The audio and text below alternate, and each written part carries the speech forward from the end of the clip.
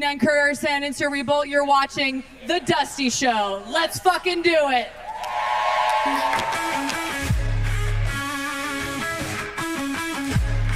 Ladies and gentlemen, happy goddamn Monday! Are you ready to motherfucking rock? Woo!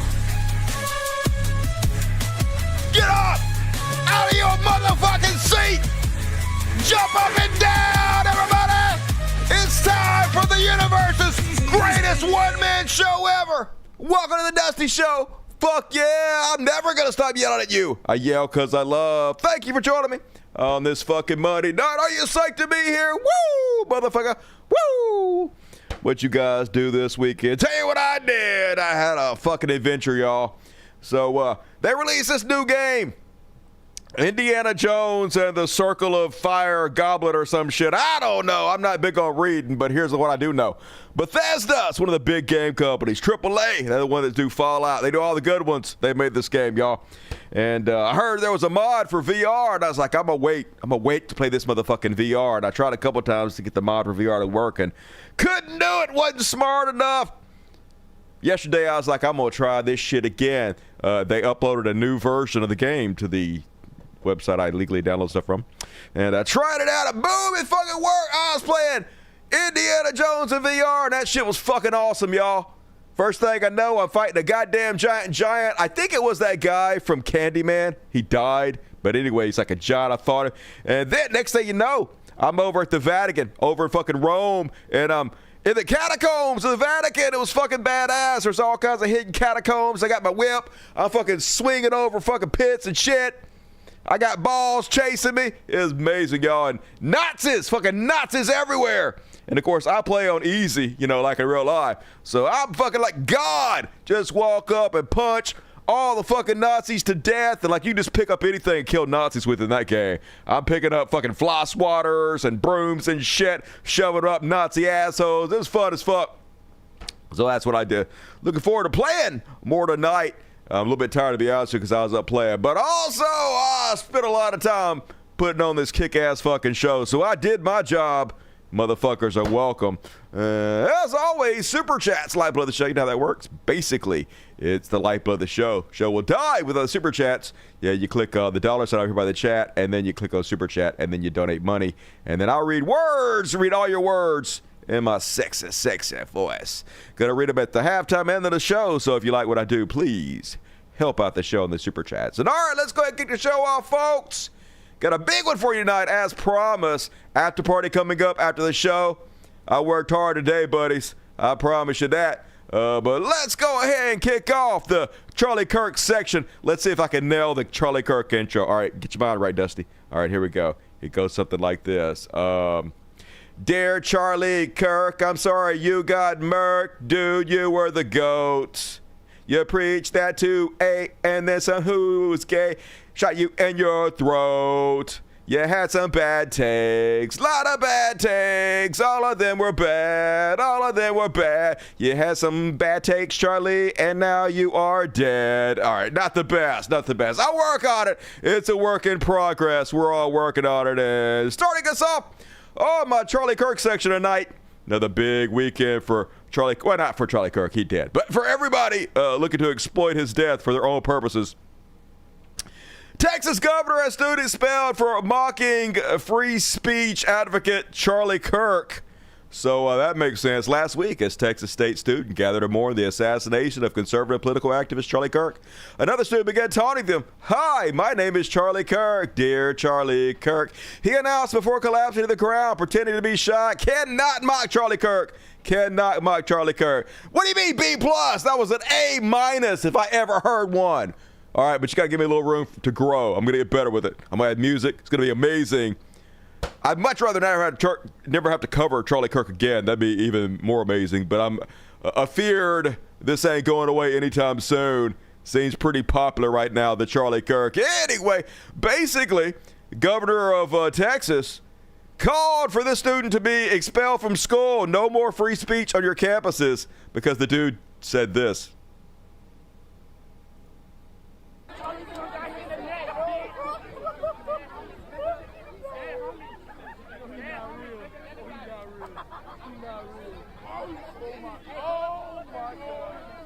All right, that's rude. Very rude. Inconsiderate. But definitely covered under free speech, right? Okay, he being a clown. He's doing a little bit of the trolling. But there's one thing I know about conservatives is they love the trolling, right? All they care about is upsetting people. Why do they care about this? But yes, the people of nothing as usual. Governor out there, get this kid out of school. I'm sure it's not because he was black either. Governor Greg agreed to the University of Social Media, expel this student immediately. Mocking assassinations must have consequences. All right, well, that's the governor of a state. That is literally the government threatening to punish a school if they don't expel a student. That is the violation of the First Amendment, as clear as fucking day. Where are you at? Where you at, Jordan Peterson? Where you at? Literally anybody, but we know where they're at. They never cared. Free speech to them was just about saying the N-word. We know. And they go a little bit over what I gotta say, to be honest with you. You know me. I love Charlie Kirk as much as the next guy. We were basically brothers, butt brothers, which is the best kind of brother, in my opinion. But I'm starting to think they're deifying him a little too much. Okay, it's getting kind of ridiculous. Now they're like, oh, listen to this one. Man of Steel, Charlie Kirk. All right, first off, flag on the play. He dead, okay? He ain't a man of fucking steel. Bullets bounce off, Superman. Bullets bounce off steel. They didn't bounce off Charlie Kirk. They bounced through him. Man of Steel, Charlie Kirk, body stopped a bullet. What the fuck? That would typically just go through everything. And it was an absolute miracle. Nobody else was killed, his surgeon told Turning Point USA. Yeah, Charlie Kirk was such an amazing man of steel that he's the only one who died. The bullet stopped right inside of his body instead of passing through him and killing everybody else because he's, Superman. Make it make sense. Only you can't. So ridiculous. And then I'm wondering, folks, is this meant to be a celebration of Charlie Kirk? Is this meant to be mocking? Listen, Magus, none of my potato head jokes were ever as cruel as this portrait. Memorial for Charlie Kirk. What the fuck is this? Some kind of effeminate Mr. Bean, Charlie Kirk? I don't know. I kind of like it, to be honest with you. The more I look at it, the more I love it. No, it's perfect. And then they unveiled this memorial to him, this fountain, and second thought, it's possible that might be AI. I don't know, though. I'll look into it. I'll let you guys know. But no, people. No. Never, people. Never.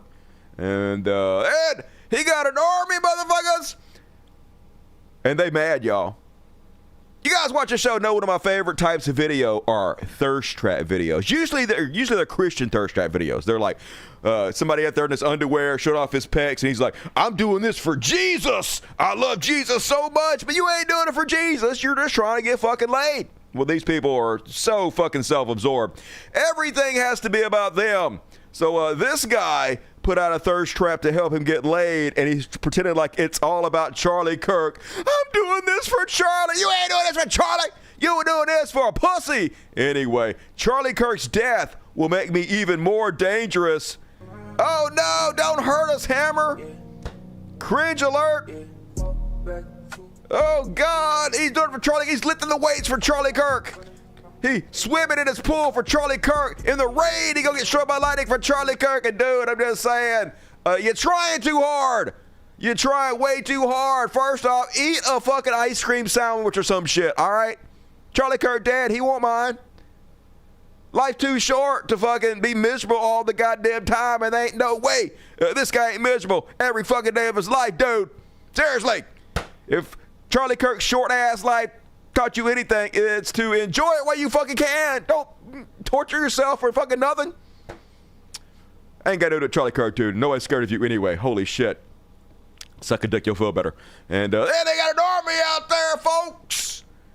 All the big MAGA trucks with small dicks and big flags and big trucks. You killed a soldier, but that soldier had an army.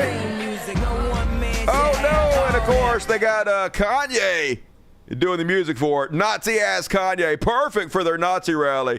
And oh no! They got an army of big truck drivers. What are we gonna do? Nothing. That's no effect. You guys ain't gonna do shit. You know how pussyfied you guys are? I got like 1,000 death threats. Ain't lost a wink of sleep. Ain't nobody afraid of you. Ain't nobody worried about it. You guys are clowns. You guys are jokes. Nobody fucking intimidated. Meanwhile, I gotta say, man, 1 million people showed up for Charlie Kirk. Holy God, they got these people brainwashed real fucking good. Lots of young people. Look at this shit. Imagine if this many people cared about school shootings. But they don't, y'all. Not a single one of these people turned out for the school shootings, but 700,000 tuning out for a racist podcaster. So that's where we're at in this country right now. That's why the kids will never get saved at all. But I guess we'll get Secret Service, the podcasters from now on or something. You got to have priorities in this country. And yeah, I'll respect America again when they treat one of their school shootings like this, meaning you'll never respect America again at all. Anyway, it was a big church rally for Charlie Kirk. They went all crazy ass with the Jesus all the time at the Charlie Kirk rally. It was like a real weird cult ceremony. Here I am, Lord. Send me, Lord. Yeah, sent you to the fucking grave. It was all part of God's plan, though. God, when he created Charlie Kirk in heaven, he already planned for him to get gorked in the neck in front of all of us. So you got to blame God, really, to be honest with you. He's all-knowing, all-wise. Can't doubt his plan. And yeah, that was so boring. Oh my God, it was like 8 hours of this fucking bullshit. 8 hours of just crappy Christian music and worshiping God in the name of Charlie Kirk.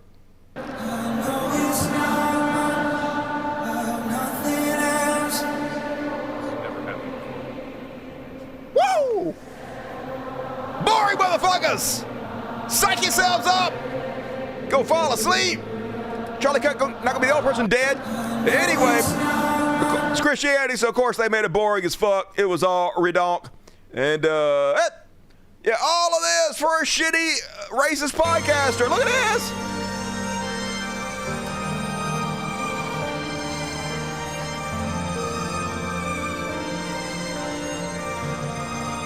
Yay! Turning point! Turning point! So basically this whole thing was a big political rally. You want to know why they really got the red card for Charlie Kirk? Because basically he was just an extension of the Republican Party. They might have pretended like he was independent, but no. He was just another propaganda arm of the Republican fucking Party. So it was like one of their own died. And so it's like a state-sponsored funeral for Charlie Kirk. But mainly it was just a big political rally. That was the whole fucking point of this. It wasn't to memorialize Charlie Kirk at all. It was so Donald Trump could go out there and put his ass front and center, get some fucking attention, and they could get votes for the Republican Party. That's 100% all this was fucking about. And yeah, of course they had to get out there and show how pious they are, folks. Needing training wheels on your cross is the perfect metaphor for the kind of performative Christianity of the right. It was all performative all day long. The whole point about Jesus carrying the cross is that it was tough, that he suffered, that he was tortured. You were the little fucking training wheels. But it's all about attention for this motherfucker. Look how fucking pious I am. Look how golly, look at this fucking cunt. This fucking cock. Oh my God, what a goddamn dork. And yes, when fascism comes to America, it will be wrapped in the flag and carrying the cross. This dude thinks he's so fucking cool, so fucking special. Performative as a motherfucker. And speaking of performative, I actually kind of am starting to admire Fog Ground Blow. You gotta hand it to him, man. They are Johnny on the spot for every goddamn grip. This guy's hustling every day. He's hustling out there with a new song, regardless of what the fuck happens. Always gotta make it about him. And I gotta say, yo, he went out and shot his new video called Charlie Kirk. And the crowd behind him is hyped. Look how they're just standing there. This guy's slightly nodding, so they're just, okay, they're dead. What the fuck, white people? Oh my God, you might want to hire some flavor to be in your background, dude. What does he mean to you? This is what it means. The youth out here, children out here, MAGA supporters out here, people who love God out here, people who love free speech out here. Yeah, you guys super love free speech. Might want to tell that to the governor of Texas. And I noticed they were all out there. State-sponsored funeral. Looks like the entire Trump cabinet is in attendance for the Charlie Kirk funeral. Every one of them. Over our nation and our front and center. And amazing how they all clear their schedule for Charlie Kirk, but when classrooms full of dead kids need them, they send thoughts and prayers from Fox News green rooms. Yep, can't do anything. It is not the time to politicize these dads when it's a little kid. But with Charlie Kirk, they're out there, oh my God, he was the greatest human ever. He had a dick the size of a cow, big old cow, Nick. Charlie Kirk, the best of us. And then, folks, they had a Nazi rally and a Charlie Kirk funeral broke out. Speeches were weird as shit. Well, first off, the only I can say it's not Nazi. It is just another type of Nazi. All right, we do know that Israel are the new Nazis, but then there are the other Nazis, the ones who are just anti-Semitic all the fucking time for no reason. And couldn't help but notice they let our boy Tucker Carlson out there, and he was not so subtly blaming the Jews. It was the Jews. Let's see if you guys can decipher this very, very cleverly hidden accusation towards the Jews. And it actually reminds me of my favorite story ever. Ever. So it's about 2,000 years ago in Jerusalem, and Jesus shows up and he starts talking about the people in power, and he starts doing the worst thing that you can do, which is telling the truth about people. All right, so let me fill you in so far. Jesus, a.k.a. Charlie Kirk, shows up and starts talking, telling the truth about the authorities, Jews, just like Charlie Kirk. And they hate it, and they just go bonkers. They hate it, and they become obsessed with making him stop. This guy's got to stop talking. We've got to shut this guy up. And I can just sort of picture the scene in a lamplit room with a bunch of guys sitting around eating hummus, thinking about what do we do about this guy telling the truth about us. We must make him stop talking. And there's always one guy with the bright idea, and I can just hear him say, I've got an idea, why don't we just kill him? That'll shut him up. That'll fix the problem.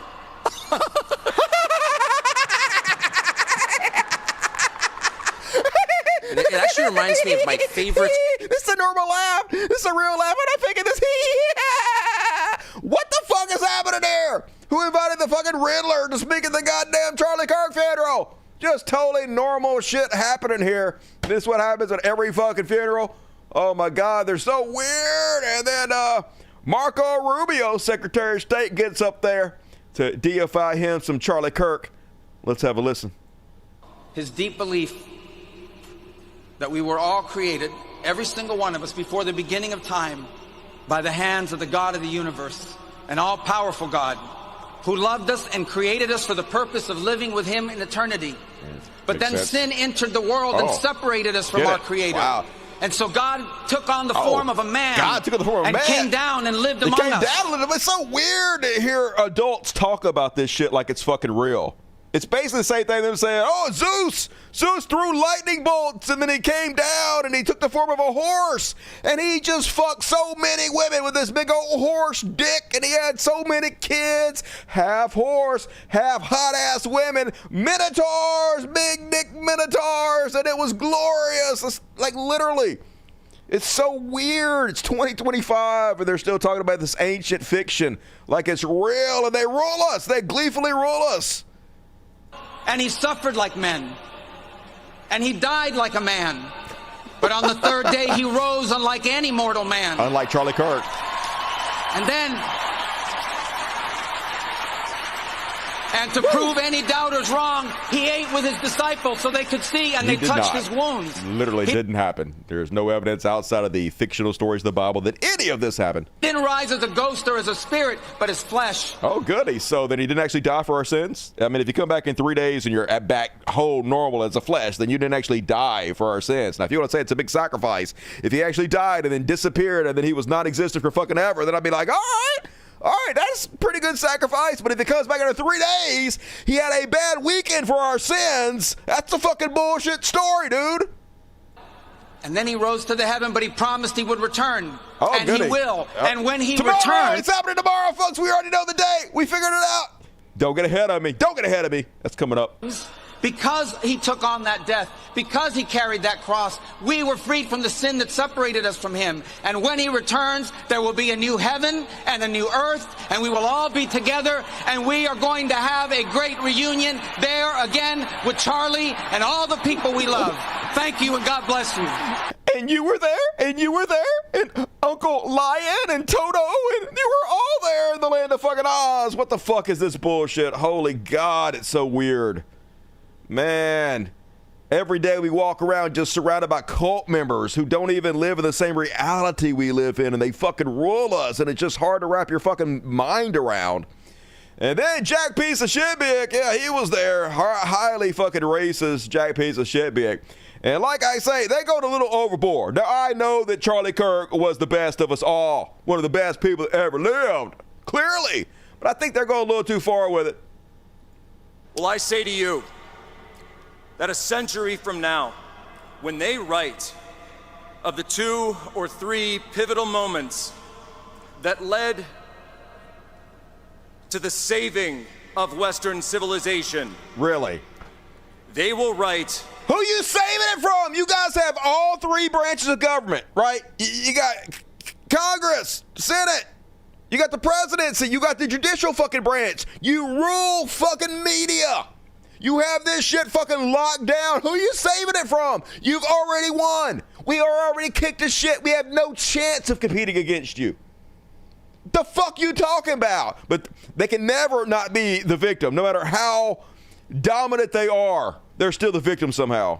That the sacrifice of Charles James Kirk was the turning point. I guess Captain Kirk asked Scotty to beam him up. No. And got even weirder from there, folks. Got even weirder. Funded by Russians and billionaires, Benny Johnson got up there, folks. And listen carefully to the message that he is delivering to the audience. In Romans 13, the Apostle Paul talks about a godly government instituted by our Lord and Savior. And what does he describe? The Apostle Paul describes how God establishes the rulers of the nations. Oh. In the audience right now, there are rulers of our land.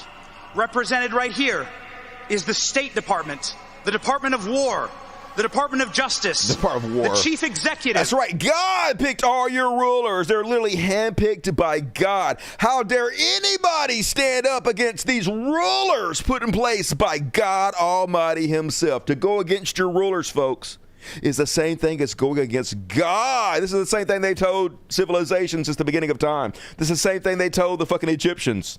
The pharaohs were chosen by God. This is what they tell people throughout history in order to control you, in order to silence any dissent, because anybody that speaks out against their rulers is literally speaking out against God himself.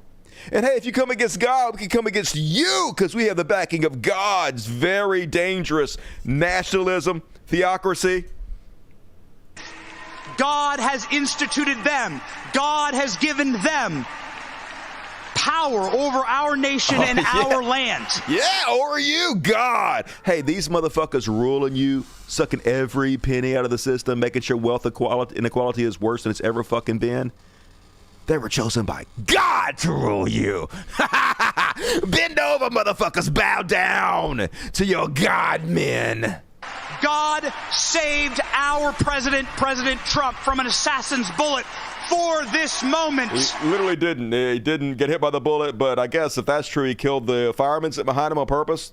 And I guess if that's the case, then if it was God's will for the bullet to miss Donald Trump, then that means, sorry, Charlie. Woo! Yay! Yay! Just crazy. Whole thing was fucking nuts, y'all. But then, if it wasn't already Nazi enough for you guys, Pee Wee German got up there, Stephen Miller, y'all, and he literally cribbed speeches from the Nazis. Literally plagiarizing 2 different speeches.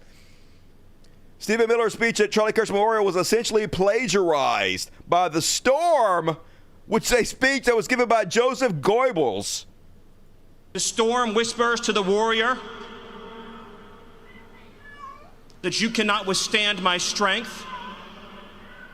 And the warrior whispers back, I am the storm. Erica is the storm. A light breeze. We are the storm. Nah. And our enemies cannot comprehend our strength, our determination, our resolve, our passion. Our lineage and our legacy hails back to Athens, to Rome, to Philadelphia, to Monticello. Roman our salute. ancestors built the cities. They produced the art and architecture. They built the industry.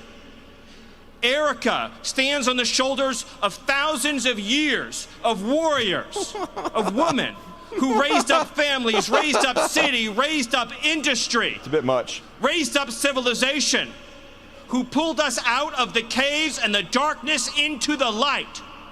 The light will defeat the dark. We will prevail over the forces of wickedness and evil. They cannot imagine what they have awakened. They cannot conceive of the army that they have arisen in all of us. Because we stand for what is good, what is virtuous, what is noble. And to those trying to incite violence against us, you're literally trying to incite violence. Those trying to foment hatred against us, you're literally trying to foment hatred. What do you have? Nothing. You guys win. You have nothing. You're right. You are nothing. We have nothing. You are wickedness. You are jealousy. You are envy. You are hatred. I'm not that. You are nothing. I do You hate can build Nazis. nothing. You can produce nothing. I mean, you can create nothing. You're right. You guys rule us. You guys rule us. What are you fucking worried about? But very clear, folks. Man, they are dead serious about this. White supremacists have just retaken over. I mean, they were already in charge of America, but they just took their fucking mask off. Folks, they really believe in the Great Replacement. The white population in America is like 61% now. They're like 10% more points for being in the minority, and they are not going to let that happen. They have taken back over. They have their reins now, and they are fucking serious as shit, y'all. Not even trying to hide it. They got to round up all the Browns. And, yeah, we will prevail, says Miller. Dark. We will prevail over the forces of wickedness and evil. They cannot imagine. I can't imagine what we have awakened. I mean, what else are you going to do? It's already pretty bad. You guys have already destroyed us in every way. Nothing but state-sponsored media from now on. All social media has been taken over. Leftist content can't even barely fucking make it anymore. You guys won, but I guess you'll beat the dead horse to death. And keep pushing the violent rhetoric. Laura Loomer, Stephen Miller understands the assignment. Many others don't. Crush the left so they never rise again. You guys already did it. We ain't got no fucking choice. Democrats aren't going to save us. It is not cool to be progressive. You guys won. You won. You didn't just win the war. You guys won the battle, okay? And you didn't just win the battle. You won the fucking war. War's over. Of course, you killed America as well at the same time. That seems bad. And they deleted that one. Whatever. And Elon Musk went and broke bread with Donald Trump again. Sat down next to his former friend Donald Trump. And yes, he declared publicly that Donald Trump was in the Epstein files. He knows for 100% fact that Donald Trump is a pedophile. But it doesn't matter. He's doing this, y'all, for Charlie. For Charlie! Sometimes you have to sit down and kiss the ass of pedophiles and let them rule you. For Charlie! And goddammit, thank you, Elon Musk. Thank you for taking the hit for us and for Charlie. God damn it. He's so sincere, isn't he? Elon, definitely not performative, definitely not full of shit. And yeah, then even the White House reposting this. POTUS x Elon Musk for Charlie. We're doing this for Charlie, y'all. We're not doing this for our own interest. We're not doing this so we can bilk America out of every fucking penny we can get. We're not doing this because you're the biggest suckers in fucking history. So easily fooled, led by the fucking nose. And yeah, here it is. Time to drop really big bombs. Real Donald Trump is in the Epstein files. This is the real reason they have not been made public. Have a nice day. Here he is. Yay! Yay for hanging out with pedophiles. Just ladies and gentlemen, about nothing. What can you say, folks? Nothing he says matters. His words don't mean anything. And has there ever been a bigger fucking pussy than Elon Musk? Just holy shit, just negative riz. Negative aura.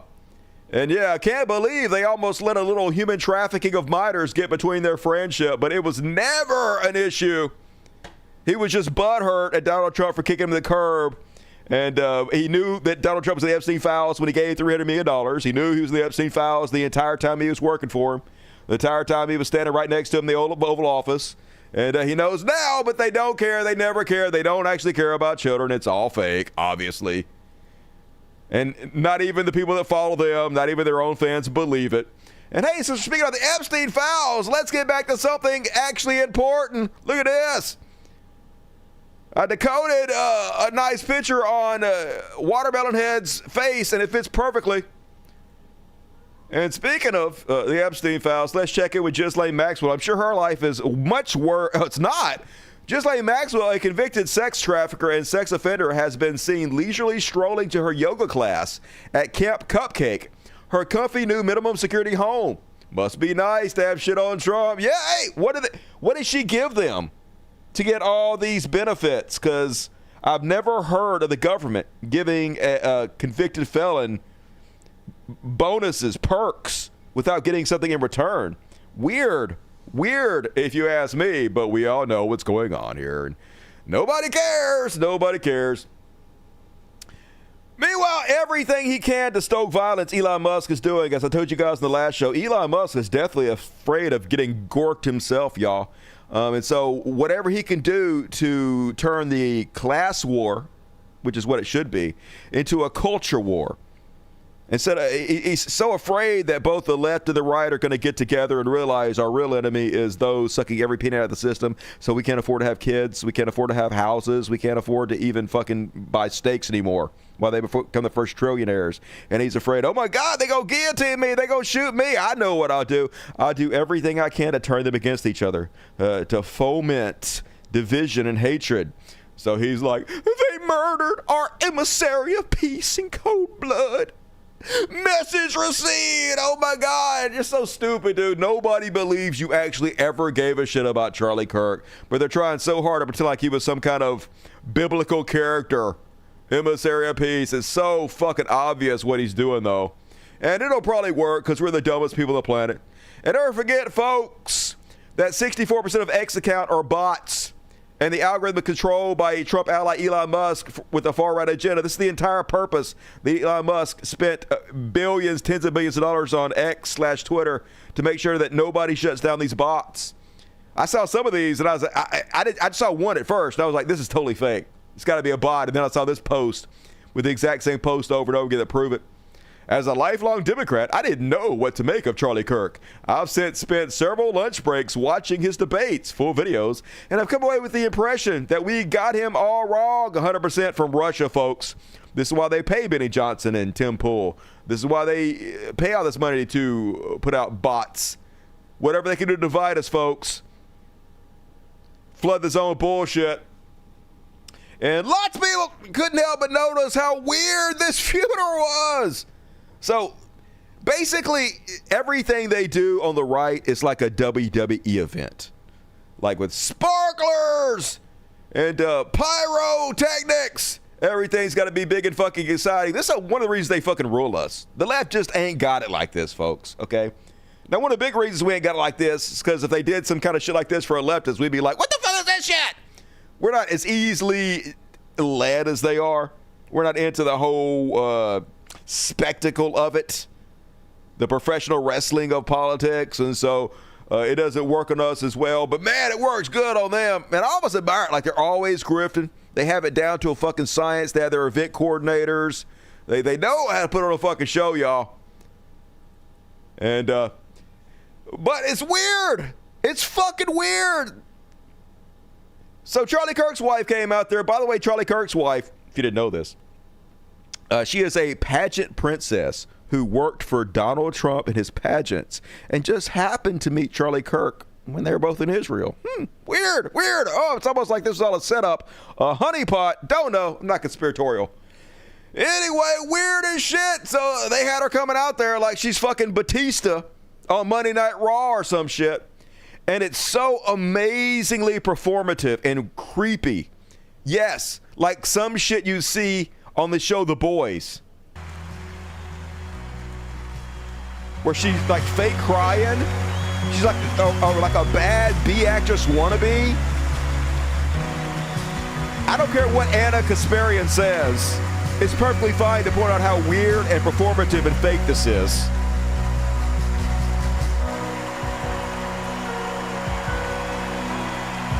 I know her husband just got gorked, and everybody responds to tragedy in their own way. But regardless, this ain't fucking normal.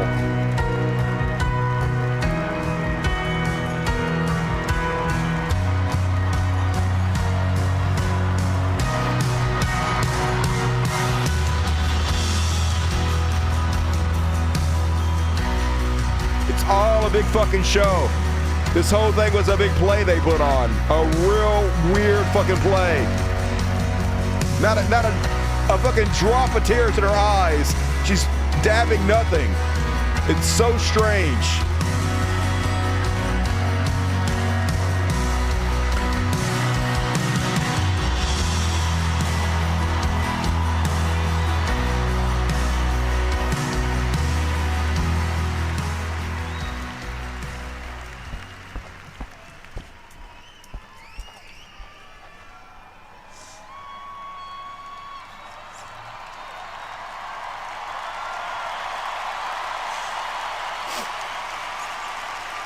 Your eyes are completely dry.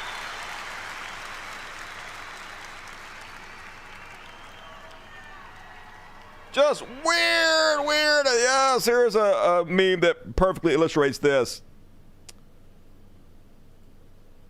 Welcome to my husband's memorial, everybody. Triple threat victory. Woo! Hell yeah, he did his shit. I love you. I love you. Woo!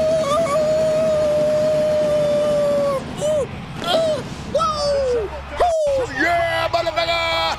Ain't nobody ever been deader than Charlie Kirk. He did his motherfucking shit. Woo! For girl, just what the shit? It's Idiocracy.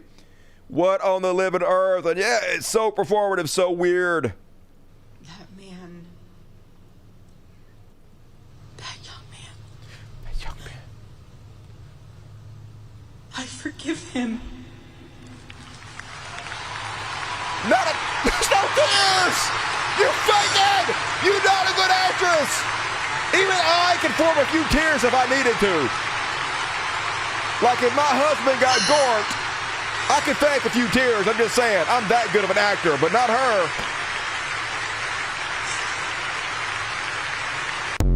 Let me dry my dry ass face. Just weird. It's all a big scam, y'all, as always. Everything about these people are just weird carnies. And I agree with this one. May not be popular, but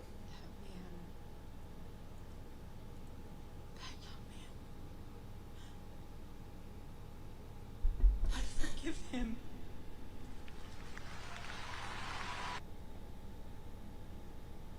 It's too fucking early for this shit. That wasn't a fucking memorial. That was fucking theater. bad theater. Very bad theater.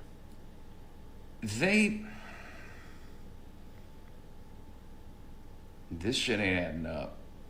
It hasn't ever, but it's definitely not adding up now. Man, I'm not conspiratorial at all, y'all, but honestly, I'm like 50-50 right now that Donald Trump had Charlie Kirk killed, all right? Back when Donald Trump supposedly got shot, I was like, man, I can't believe that really happened, because I was thinking there's no fucking way he would have the balls to actually fake his own assassination, especially if the bullet hit him. If the bullet hit him, there's no way he's going to let somebody shoot even close to fucking him. But then we saw his ear magically healed where he wasn't clearly shot in it. There was either some kind of blood packet or maybe somebody slammed into him, one of the Secret Service guys, that made him bleed a little bit. The bullet was nowhere near him. And then I was like, maybe this motherfucker did fake it. And now with this shit, I'm starting to think, yeah, Donald Trump gorked our boy Charlie Kirk. That's the only thing that can be real right now, y'all. Nothing else makes fucking sense. That's probably why they'll bury this whole thing under the rug like they did with the guy that took pot shots at Donald Trump. They fucking popped him in the fucking head. Never heard a word about him. No investigation into why he did it, who he was, who's associated with, nothing. Just memory hole disappeared. That's what we're going to see about this new fucking dude, y'all. What do you guys think? Meanwhile, I think Donald Trump got up there, of course, because the whole thing was just a political rally for Donald Trump. It's always got to be about Donald Trump. That's the whole point. None of this has anything to do with Charlie Kirk. So, yeah, he got up there. It was just a big fucking psychopath. Here's a guy really worried about turning the temperature in the country down. In that private moment on his dying day, we find everything we need to know about who Charlie Kirk truly was. He was a missionary with a noble spirit and a great, great purpose. He did not hate his opponents. He wanted the best for them. That's where I disagreed with He literally didn't, though. If you actually listen to Charlie Kirk, he did not want the best for his political opponents. They're just deifying him, whitewashing his fucking past to make him seem much better than he was. But anyway, of course, Donald Trump never misses an opportunity to be a giant piece of shit. His opponents, he wanted the best for them. That's where I disagreed with Charlie. I hate my opponent. We know. And I don't want the best for them. I'm sorry. Not only do you hate your opponents, you hate those that worship you. You hate us all. I am sorry, Erica. But now Erica can talk to me and the whole group, and maybe they can convince me that that's not right, but I can't stand my... Yeah, maybe they can convince me not to be a piece of shit, but I doubt it. Nobody can stop me from being a giant sack of shit, because you knew I was a snake when you let me in, bitch. And beautiful, touching memorial service. Of course, he's got to take time out to lie about the largest tax increase on the poor and middle class. Just like Charlie and Erica, a turning point hot. We are looking at a country that has the chance to attain a level like never before. Tariffs are making us rich again, richer than anybody ever thought was possible. And the only one challenging them are people that hate our country or foreign countries that are paying a price, because they did the same thing to us for years. They took advantage of us, but we're making money. We're becoming richer and richer, and we're taking care of our people better and better when we do that. And we can take care of other countries better and better, but we're doing unbelievably well. The tariffs have really been a hold. The election was big, but the tariffs, because of the election, came in. And remember, man, that's some touching shit from our boy Charlie Kirk. I know if Charlie Kirk was here right now, he'd be like, I hope Trump talks about the tariffs. I hope he talks about the tariffs. You know he would. He got your back. I mean, he doesn't. He's dead. But, and hey, let's just see if things can get fucking weirder. I don't know. Could it get weirder? Let's see. Donald Trump is like, hold my beer.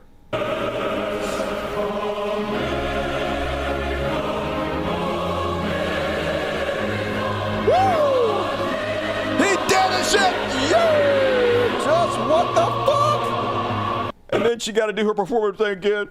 I got to pretend to be sad. I'm just saying, like, I ain't trying to be mean, but this bitch never been fucking happier, y'all. She's like, finally, it's my turn. Finally, the spotlight is on my ass. Yay, I'm taking over everything. I know that's mean, but that's how I feel about it. And then people are noticing, folks, Charlie Kirk's funeral was sponsored by Palantir, you know, the company that Donald Trump is paying hundreds of millions of dollars on to collect all the information on every American, to track and trace us fucking everywhere so they know everything we're doing at all fucking moments. Yeah, Charlie Kirk's death brought to you by Palantir, folks. That's how you know he got gorked by the government. They're all in this together, folks. It's a big conspiracy. I believe it. Meanwhile, a lot of people had a lot of opinions. Some of them I agree with, including this one. Watching the utter contempt that the right wing has for Charlie Kirk, I have no other way to describe what I watched today. It was disgusting, and I did not like this guy at all. You are nothing. You can build nothing. You can produce nothing. You can create nothing. That's a memorial, by the way. Okay? I hate my opponent. And I don't want the best for them. I'm sorry. I am sorry, Erica. A memorial, by the way. Sorry, Erica, wife of slain man I'm memorializing. I'm talking about the citizens I'm sworn to protect and serve here. I hate them. Grosser still is the inconceivable, unbelievable, shocking volume of merch his organization is churning out to capitalize on. Not in the fucking ground yet, by the way, okay? Just so that we're fucking clear.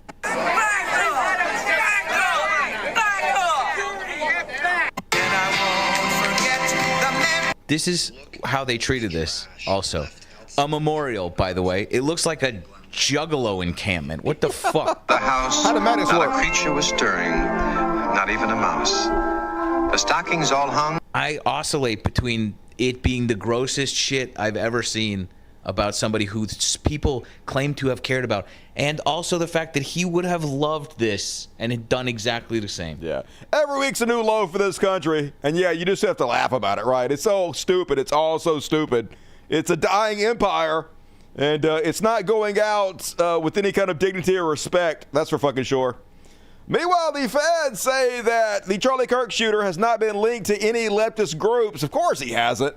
Even if he turns out to be left-leaning himself, he's not going to be linked to any fucking groups. That's how stochastic terrorism works. He's not going to be like part of a 4-H club or some shit. What are you even thinking? He's not going to be a part of the Antifa super soldiers.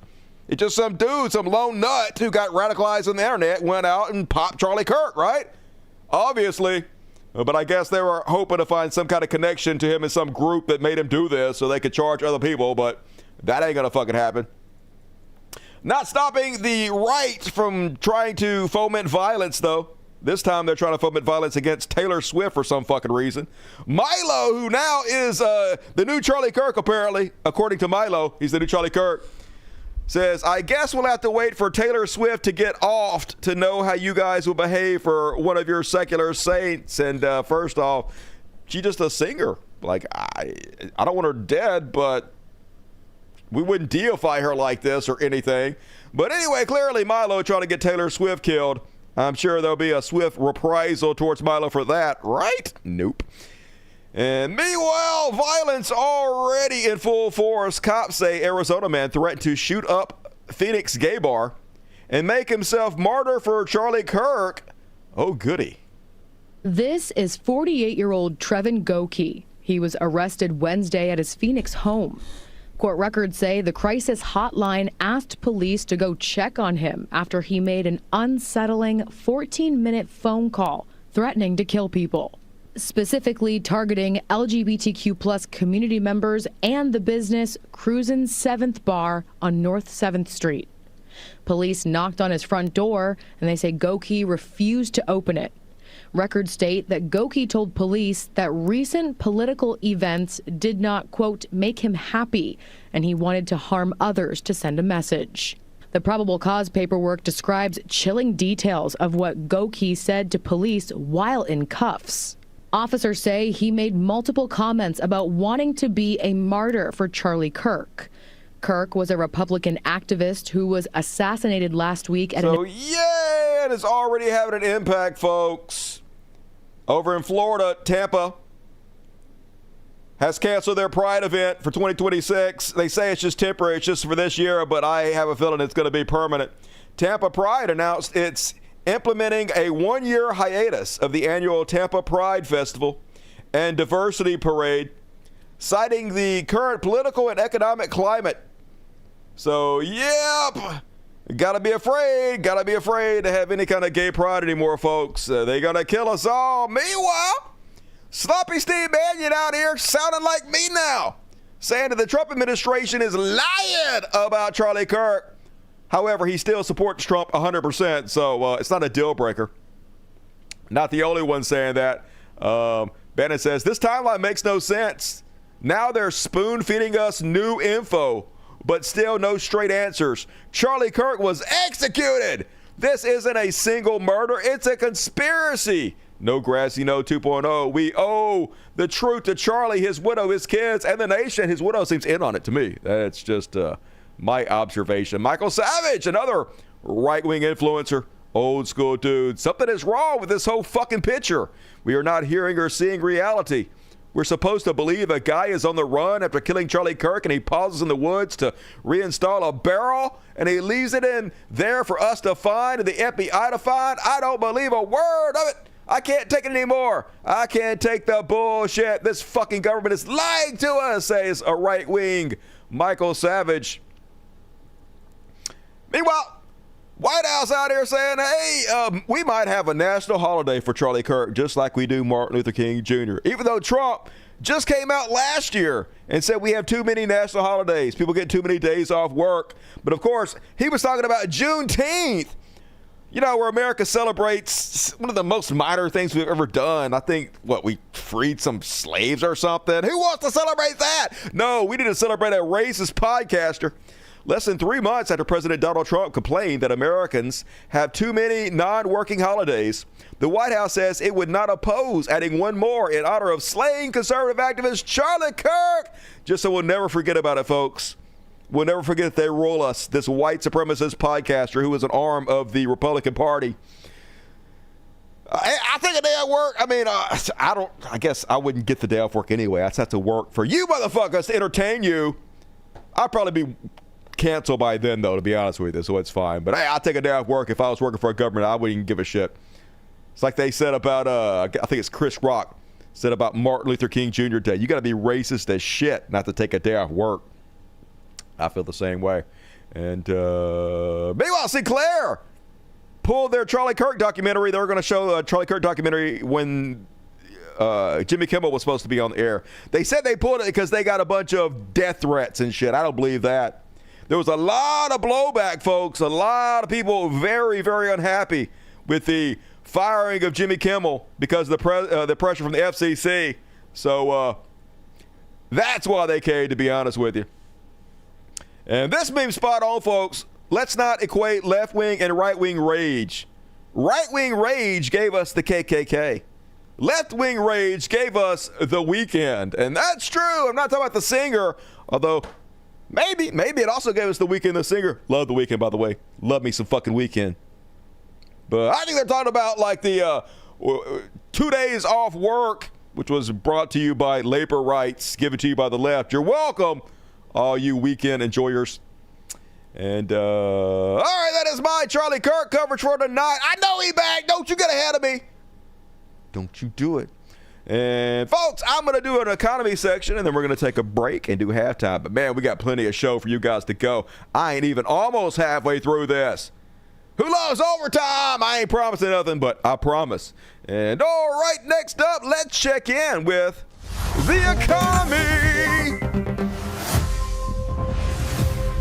Still ain't thought of nothing better to do for the economy intro. That sucks shit, and I'm ashamed of myself. First up, on tonight's The Economy, the dollar bill is collapsing, folks. This chart shows you the U.S. dollar having its worst year in decades. So they've taken how the dollar's performed in a year, in decades, they overlap them, and it's the worst it's been perhaps ever in the first 9 months of the Trump administration, or art of the deal, baby.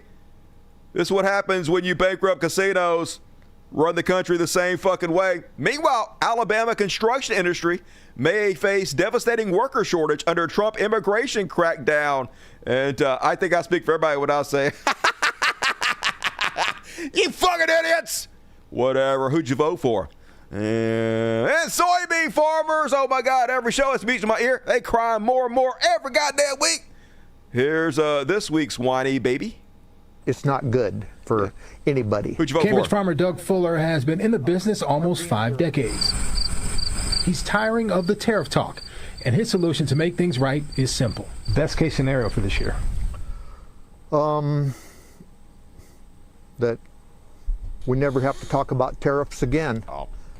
Free trade is the answer. China not buying U.S. soybeans just adds to dwindling hopes, as Fuller expects to start harvesting his beans around October 1st. With little hope, China will go on a spending spree. Doubtful. This has been dragging on, and right. you know, there doesn't seem, they don't really want to talk with us, and it's just kind of a stalemate right now. Don't worry, the Trump administration is already talking about bailouts, folks. Like they always do. They vote to fuck us. And then they get bailouts because they love socialism when it's going in their fucking pockets. Fucking farmers. Meanwhile, here's how they're dealing with the incredibly horrible economy they're thrusting upon America. They're just going to keep us from knowing about it. So remember when they got some bad jobs numbers, so they fired the lady? She's not even the one that put out the jobs numbers. Her department did. She doesn't control the numbers. She was just in charge of the office. They fired her. They put this dude in there. Remember this dude? This dude that has a Nazi ship behind him when he's doing streams and shit on purpose. Because they want you to know who they are, folks. This is why, Elon Musk does the Nazi salute, and Stephen Miller goes up there and they plagiarize Goebbels directly lifting Nazi speeches, because they don't actually give a shit if you know or not. They want you to know. They love putting it in your fucking face. It's funny to them. Because what are you going to do about it? Nothing. You can literally sit there and give Nazi speeches in front of the whole fucking world. Nothing will happen. I can throw up fucking Roman salutes, Nazi salutes. Nothing happens to me. I'm still the richest man in the world. So they get off on it, folks, and that's why he does this shit. Anyway, this guy is the new guy in charge of the numbers. And guess what they're doing? The Bureau of Labor Statistics on Friday postponed the release of a key annual report central to future inflation data. The BLS, charged with collecting critical data on employment, prices, and more, did not explain the reasoning for the delay and when it might ultimately be released. But of course, we know why. You're not allowed to know. They don't want you to know the fucking numbers, folks. What you don't know won't hurt you. Donald Trump would just tell you it's never been better. They cured inflation. And who are you to say fucking otherwise? State-sponsored media. Every channel going to be repeating the same fucking lie. All your social media completely taken over by the right. 98% of the people will see the fucking lies. Almost none of them will see people like me telling you the fucking truth. And on that same tip, USDA drops annual report on hunger in America. The Trump administration is ending the federal government's annual report on hunger in America, stating that it had become overly politicized and rife with inaccuracies. They don't want you to know how people are hungry, people. They don't want you to know how bad inflation is. They don't want you to know America's fucking starving. They're just going to hide everything from you. The most transparent administration ever, y'all, in this 1984 dystopia.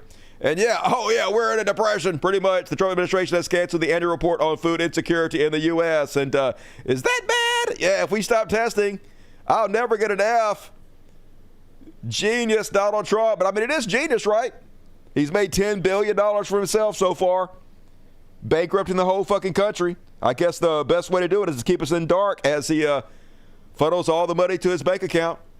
Meanwhile, speaking of the grift, CNBC, the $100K visa fee will benefit foreign companies. So Donald Trump, day before yesterday, came out with a new plan for the H-1B visas. That's where they let people from other countries come over here and work our tech industry jobs and to replace Americans.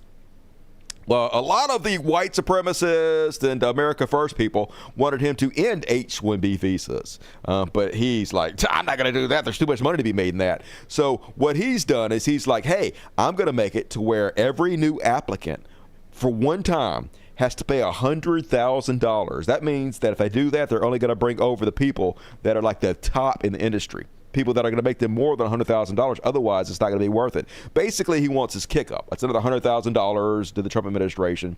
I'm sure they're funneling off tons of this money. But so this is having a twofold effect. First fold, other countries are fucking psyched because we attract the best and brightest from all over the world that come up here and work for our companies.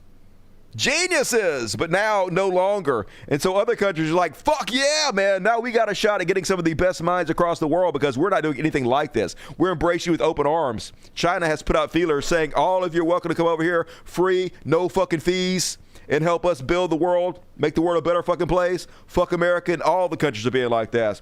Second fold. So they put a little clause in there that allows them to just exempt anybody they want to from the $100,000 fee. Trump's new $100,000 visa scheme lets DHS waive the fee for whoever they want. So basically, all the big companies who kick bribes up to Trump, they don't have to pay this fee. And all the small companies that didn't kick money up to Trump had to pay this fee. So there's no longer an even playing field. the big corporations in our country are on a different level now, and the small companies can no longer compete because they can't get the same level of technical employees, the same geniuses, without having to pay the huge fucking fees. And so it's a way for the Trump administration to pick winners and losers. It's crony capitalism. This is what they do in Russia, right? Another sign our economy is collapsing rapidly. And Elon Musk, at first, he was like, the reason I'm in America, along with so many critical people who built SpaceX, Tesla, and hundreds of other companies that made America strong, is because of H-1B. Take a big step back and fuck yourself in the face. I will go to war on this issue, the likes of which you cannot possibly comprehend. You're going to laugh. He didn't say anything about it. He didn't say anything about it because there's never been anybody more bitch-made than Elon Musk. Just a complete fucking worthless pussy. But also the reason he's doing this, he had said shit because he knows Donald Trump would just waive the fees for him to make him have even more of an advantage over his competitors than he already fucking has. So there's zero chance to compete when he's given hundreds of millions of dollars to Donald Trump.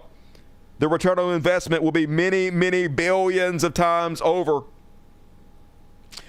Meanwhile, grift keeps on grifting. The White House rolls out its $1 million Trump Gold Card for Visa elites. So if you're rich, you can just pay $1 million and you can become an American citizen. He's inviting all the oligarchs, all the world's wealthiest people to come over here and rule us. It's open season on the biggest suckers and losers on the planet. And there's always blood from the American people. Just come over here and drain these fucking idiots dry. It only costs you $1 million to Donald Trump. And, yeah, they're coming over to rule us, folks.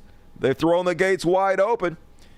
Meanwhile, Forbes says since last year's election, the Trump family has nearly doubled its wealth to $10 billion. That's $5 billion in the first 9 months of his presidency, folks. This is how it works. Everything for them. That's why they don't want you to know the numbers. Because he's made more money than every president combined. He's going to be a trillionaire before this is all said and done. And I say fucking good. I hope he does. I hope he makes 10 trillion. I hope he makes so much fucking money that his great grandchildren rule the fucking idiots who worship him for fucking ever. I hope that your great grandchildren never get out from underneath his fucking thumb. Because that's what this fucking country deserves, man. Just so stupid. All this is so fucking stupid. The most worthless goddamn society. And they know, folks, they know he's the most corrupt president ever, and they don't give a shit. The people are fucking nothing. They will literally tell you to your face that they know, and they don't give a shit. Here's Ann Coulter admitting the whole fucking game. Can't disagree with you. I mean, it's hilarious. I think this is the most corrupt presidency. It's hilarious. It's so funny. We are the most corrupt president of all time. We're laughing. It's so funny. How far are we fallen? In U.S. history. with the money they are rigging in with the NFTs and the meme coin. I mean, it's so blatant. It's right in front of our eyes. And the funny thing about so funny. I don't care as long as we get a wall and mass deportations. I don't give a shit as long as he hates brown people. All right, as long as he fucks over the brown. I don't give a shit what he does. He could rape your child right in front of me. I would pull down your child's pants and help him rape your child. And then I would laugh as long as he's hurting brown people. I have not made that clear. I don't care about anything but saving the country. We know. You guys don't care. We're ruled by pedophiles. We're ruled by the worst human beings on the fucking planet. You don't give a shit. We already knew. We'll deal with, future presidents being corrupt.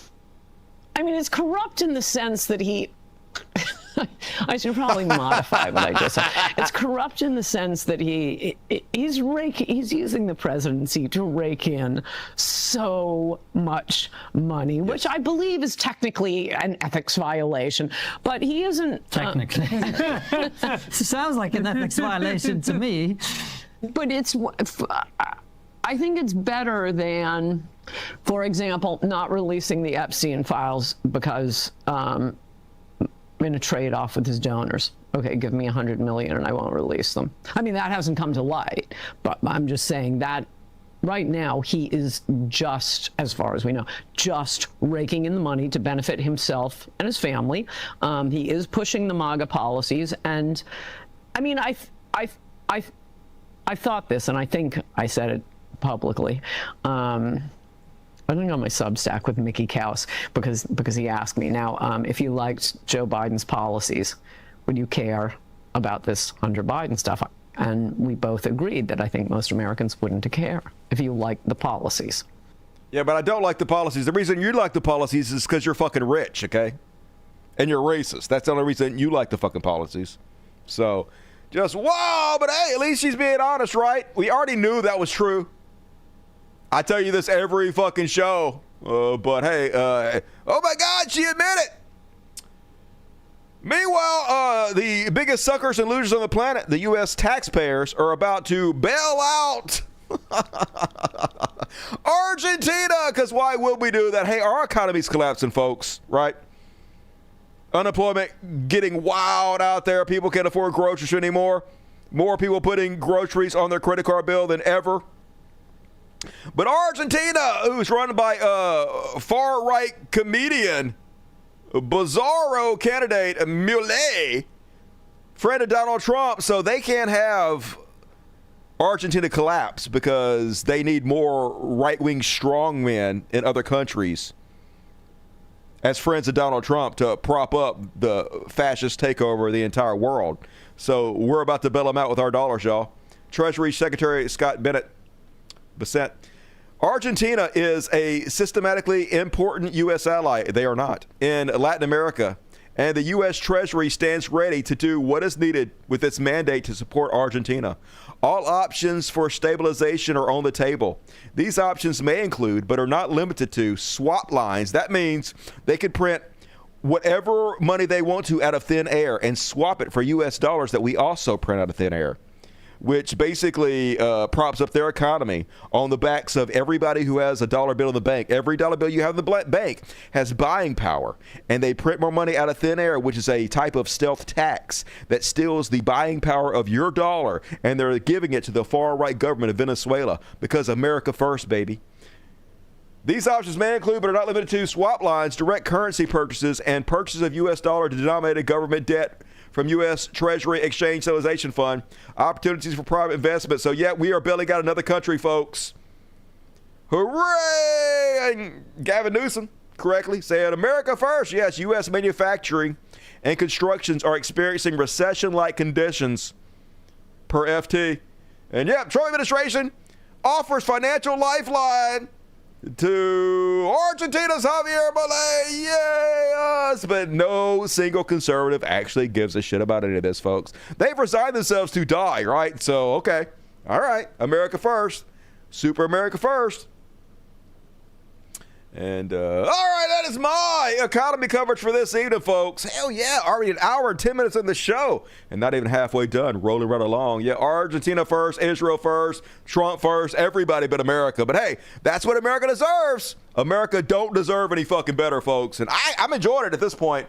It's just, it's actually entertaining to watch it collapse. When you do everything you can possibly do to try to keep this from fucking happening, and then they vote for suicide anyway, you just got to sit back and you got to laugh at it, right? It's bad for me too, but at least I get to watch these motherfuckers suffer with me. So, okay, good. Let's fucking do it, baby. And yeah, the chainsaw guy. And hey, folks, if you're watching this video right now, shut up, Dusty. To keep this from fucking. Hey, click the more button on the description. It'll pop down the very first link. It goes to my Patreon, and then you click on this button, become a member. Hey, I hate to ask you, it sucks, and I know it's a pain in the ass not to put your credit card information, your PayPal information, but basically, I only make my money if you guys support the show. I don't let ads run on my show. I don't sell anything. I don't have any merchandise. I don't have any fucking sponsors. I'm 100% user supported. And so if you guys enjoy my art, please consider throwing in a few bucks a month. That's the only way I can keep the lights on. And also as a bonus, after party come out tonight as promised. Promises made, promises kept. I don't know how long it's going to be, but I did work on it from here down to here. So get your ticket at the party and help me out on Patreon. You'll feel good in your bones, and thank you. And all right, let's read the super chats. Let me go ahead and open up PayPal too. Let me move super chat. Boom, there we go. If you aim your camera phone at this QR code above my head here, it'll go to my Tales of Woke PayPal account. It's a great way to support the show as well. So try it. You'll love it. PayPal.com. Go to PayPal. All right, let's read the Super Chats. Don't go anywhere, folks. They got plenty of show coming at you. And Super Chats are kind of lacking a little bit tonight, but hopefully they'll pick up. All right, let's see. Come on. Log in. God damn it, motherfucker. Making me type all kinds of motherfucking shit. Annoying. All right. Next. Log in. All right. BBC, $20. When Charlie gets to the pearly gates, do you think he will be in trouble for getting a head start? At least is in the neck of time of the rapture. No, BBC, no. That was pretty good, though. I liked it. Love you, BBC. Rebecca Poise, $40. At least ABC back down to the corporate grid. Yes, they got a lot of fucking pressure. Have a good night to you in the community. Hey, good to see you, Rebecca. You in the audience? How's the job hunt going? Let us know how you're doing. And good to see you tonight. Loki, $20. Last chance to get your super chats in before Jesus is coming. I know he's either coming tomorrow or the next day. He's non-committal, that Jesus. I'll give him that. But I'm certain this time it's absolutely going to happen. That's coming up at the end of the show, y'all. Religious bullshit saved for the fucking end. And I got $30 from Frank Marizino. Thank you, Frank Marizino. You fucking rock. V. Barbosa gave me 15. Fuck yeah, V. Barbosa. Appreciate you. Craig Harmon gave me 5. What up, Craig? Robert Hervey gave me 20. Roland the Headless Thompson Gunner gave me $13. Oh, you fucking rock. That's all for my PayPal. So thank you guys. You fucking heroes. Great way to support the show. Sydney Bueno, $10. Mosa E-Bike Tours, $25. Lauren Minera, $10. Kim Van Zant, $20. Juliet Lynn, $50. Thank you. Nuke YouTube, $10. Roland, $13. Fuck yeah. Appreciate all you guys. Very generous. And you guys can PayPal me. And the QR code at the top. I appreciate that. And Wings of Shoe, Charlie would be Injustice Superman. Yeah, it won't be any kind of fucking Superman. Superman don't take bullets to the fucking throat. Dark Knight, welcome to us, buddies. Fuck yeah, spam the chat with impunity. You got some customized emojis now. And also, show up at the After Party tonight. Check the community section of YouTube for your ticket. And link. 5 tickets, hell yeah. Maximus gave 5 of you lucky motherfuckers tickets. If you got one, please give Maximus your love and show up at tonight's After Party. Check the community section of YouTube. And if you guys want a ticket, you got to show up live because they randomly give away here, you lucky motherfuckers. So come hang out live on the World's Greatest Show, Monday, Wednesday, and Friday, 8 p.m. Central, 9 Eastern. Comrade, $20. Fuck yeah, Comrade. Good to see you tonight. You rock. Agent Orange, hopefully all you ladies dump your Tylenol down the drain. Just don't be near a pond or you're to freaking frogs gay. We're going to cover that too in the Chudwat section coming up next. Heard a new name for Charlie Kirk called Circle Kirks. That's pretty good. I'm going to steal that. Cole James, tutu, go. I'm going to pet this cat for you, Cole James. I'm petting this cat, Precious. I'm going to pet this cat. All the cats get petted for Cole. Amy G, $5. You rock, Amy. Good to see you tonight. Mic drop. And Rodrigo Clark, 2 and 2. Did you see Shoe's video on Kirk Dusty? Yes, but everybody was shitting on Shoe on Head so much this week that I didn't have to. So I figured I'd just give it a fucking rest and let everybody else do my business. I've done enough, to be honest with you, in that realm. So I do appreciate she's sticking to her aesthetic, though. She's pushing 40, and she's still dressing like an American dog. So, American Girl doll. Looks like I don't know, kind of like a creepy, kind of reminds me of, remember that show, what was it? It's about the little girl who was also a robot. Small Wonder, remember Small Wonder? That's what she dresses like. She dressed like the Small Wonder robot. Weird at 40, but hey, I don't have no opinions on that. And all right, folks, get your super chats in. We're about halfway. We need half more to get my nut to keep the lights on. So help me out. Going to read all the rest of them at the end of the show. So hook a brother up. But for now, moving along, plenty still to go. It's time for some Chug Classics.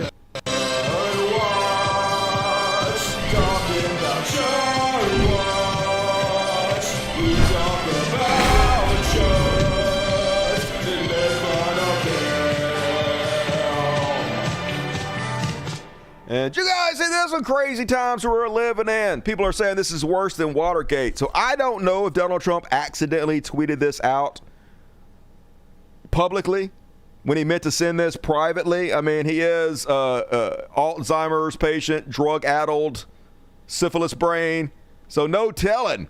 But he seems to have sent a private note to Pam Bondi, the Attorney General of the United States, but he sent it publicly on his True Social, ordering her to file charges against his political enemies, which, you know, that's what they brought Nixon down for.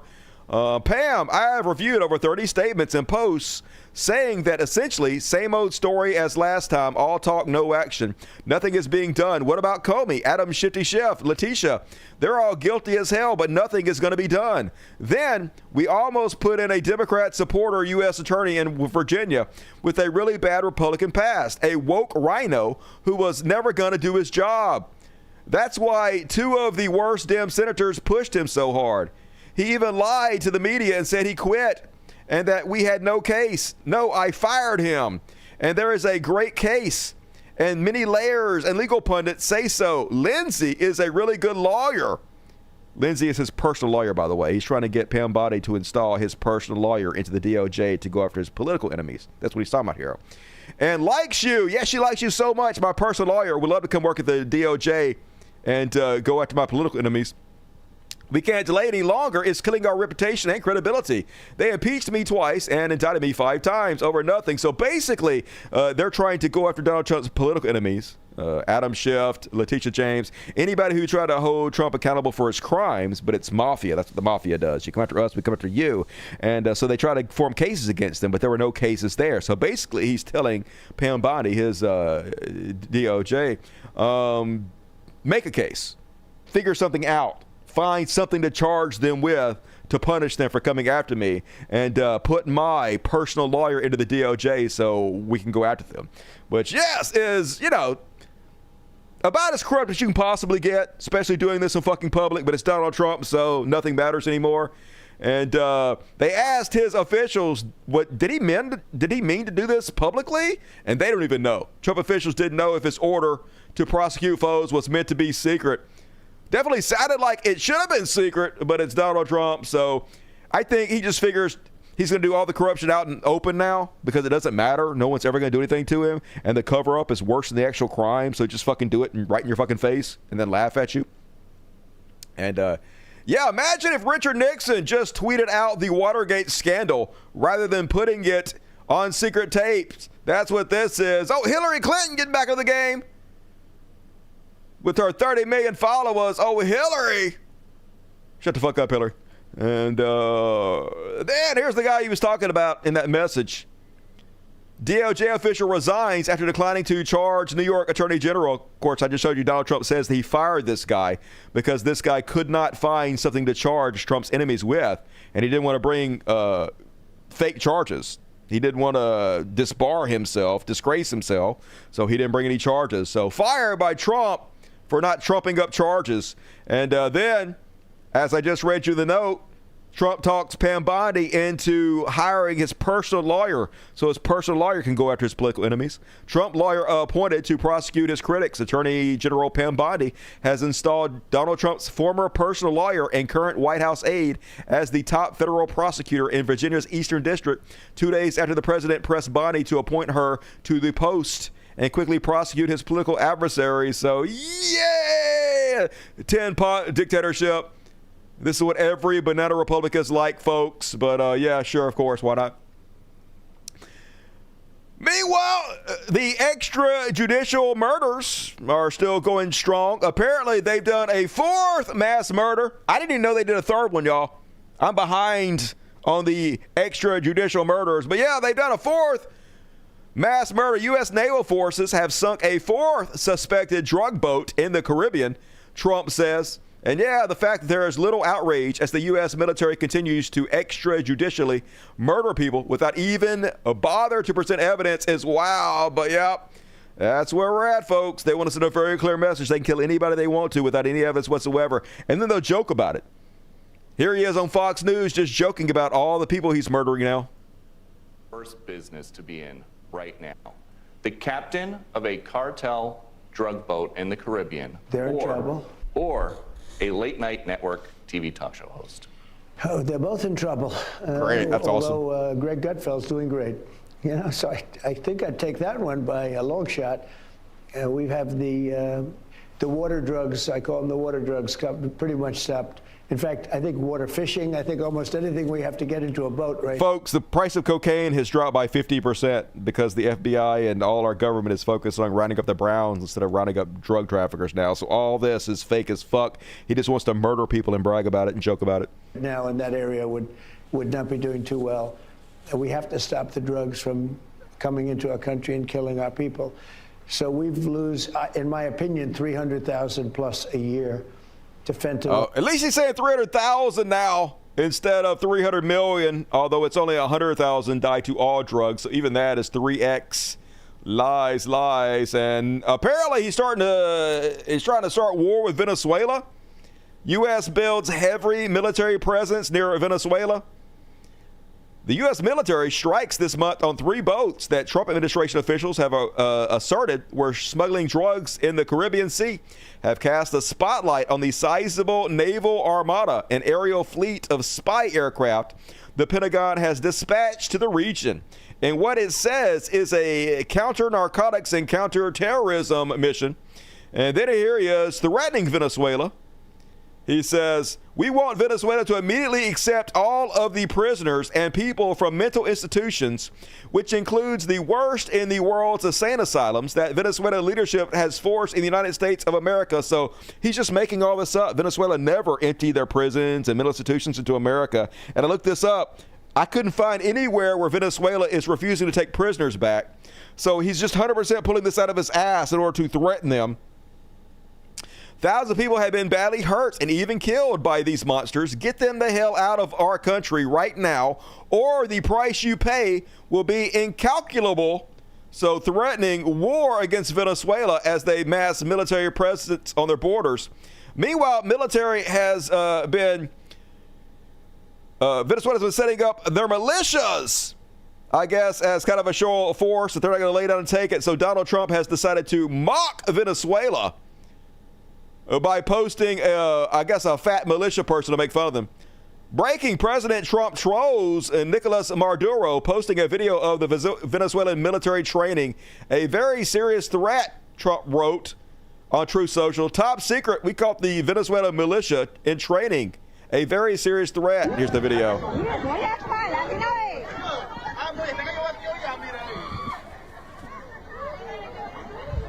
So as he murders them, making fun of them, folks, trying to make us even more of a pariah state than we already are. Why wouldn't our president do that? And then he's just going to lie his way through it, folks. So he has not yet sent any military to Memphis, which is a killing field. It's the most violent place in America. He's saying he's going to send the National Guard to Memphis to clean the place up, but he has not sent them yet. Hasn't stopped him from going public and saying this. I want to thank the National Guard and all of those federal law enforcement people that have surged Washington, are now surging Memphis right now as we speak. By the way, we're getting calls over the internet. We're getting statements. Sir, thank you so much. I live in Memphis. It's so beautiful. There's so many people outside. Everybody's cheering the soldiers. They're cheering. Thank you so much, sir. But we're...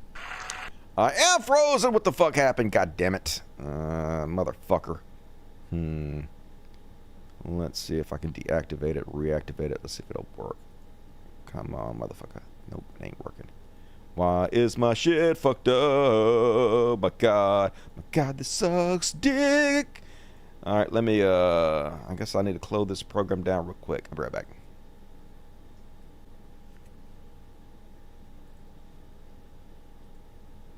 All right, I'm back, baby. Didn't take but a second. All right, let's play that again. Here he is basically saying people are thanking him for sending the troops that he has not yet sent. I want to thank the National Guard and all of those federal law enforcement people that have surged Washington, are now surging Memphis right now as we speak. By the way, we're getting calls over the internet. We're getting statements. Sir, thank you so much. I live in Memphis. It's so beautiful. There's so many people outside. Everybody's cheering the soldiers. They're cheering. Thank you so much, sir.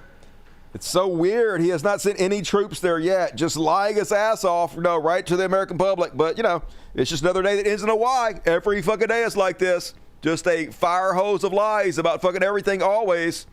Weird as shit. And, here he is basically saying that he's about to militarize martial law all across the country and admitting he's declaring war on the cities in the United States. It's a weird thing to say. An unbelievable job. And I think we're getting great marks for it. People feel safe. Washington, D.C. is just the beginning. We brought the numbers down in Chicago a little bit by having the FBI in there for the last 5 months. We brought the numbers down in Memphis a little bit, but now we're going for the big one. Now we're going to go for the big one. But we set ourselves up very well in Chicago, Memphis, New Orleans a little bit, going in early just to see what was happening. We study it. We're studying the site. It's sort of like war. I mean, I hate to tell you, it's like war. Some of these people are really... I hate to tell you, it's like war! We're studying for a war against America. We know it. We already know. Boiling the frog slowly. This is the president. Militarize our streets. And then when you go protest the elections being stopped or Donald Trump running for a third term against the Constitution, he can nip that shit in the bud.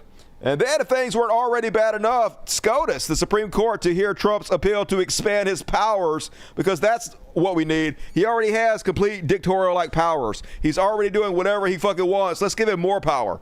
The Supreme Court said Monday it will consider expanding President Donald Trump's power to shape independent agencies by overturning a nearly century-old decision limiting when presidents can fire board members. So, complete king, baby. King can do whatever he wants. The Supreme Court not going to stop us. They rule us, and there's no end in sight to the steamrolling they're going to do. Meanwhile, the guy in the hot dog costume is wondering who could be responsible for this. Donald Trump threatening Afghanistan to give back the military base that Donald Trump gave them to begin with. Donald Trump says if Afghanistan doesn't give Bagram Air Base back to those that built it, the United States of America, bad things are going to happen. Yeah, we're going to reinvade Afghanistan. Because that's where we're at right now. And yes, can we set something straight? Trump and Pompeo negotiated the Afghanistan withdrawal. It doesn't make any sense, but here's the goofy-ass president. Mr. President, what goes into retaking Bagram? Does that require boots on the ground? We'll see what happens with Bagram. We're talking to Afghanistan. It should have never been given up. It was the most embarrassing day in the history of our country. There was no reason to give it up. I was leaving Afghanistan. I was leaving. I was the one that got it down to 5,000. You were literally the one that negotiated this. Should have never been done. Who is this fucking idiot that did it? You did it, motherfucker. But always blame somebody else. And then, folks, finally, we found out what causes autism. We know now, folks. We know. And guess what? It was Tylenol. Acetaminophen, y'all. Acetaminophen causing all the autism. And Donald Trump, after Tylenol gave him $1 million, I guess it wasn't enough. This is what I'm guessing happens, folks. He demanded they kick up a bigger bribe to him, and they refused. So Donald Trump going public and saying, don't take Tylenol. There's no downside. Don't take it. You'll be uncomfortable. It won't be as easy, maybe, but don't take it. If you're pregnant, don't take Tylenol. And don't give it to the baby after the baby is born. And you know what? We have more than 3 years. So mystery solved, folks. It was Tylenol the whole fucking time. And I wonder what Tylenol going to do. Was it Johnson & Johnson? Wonder what they're going to do. Their stock going to dip a little bit. Hey, if Captain Brainworm says autism is caused by Tylenol, I, for one, believe him. I mean, he has no experience in medicine whatsoever, but he got a honest face. And it does suck, though, how nobody in the White House press corps ever stands up for each other. They can nip this shit in the bud if they were willing to stand up to this bully and goof, but they won't fucking do it. Here is Trump disrespecting yet another reporter from the White House press corps. Regarding Antifa, what you posted. NPR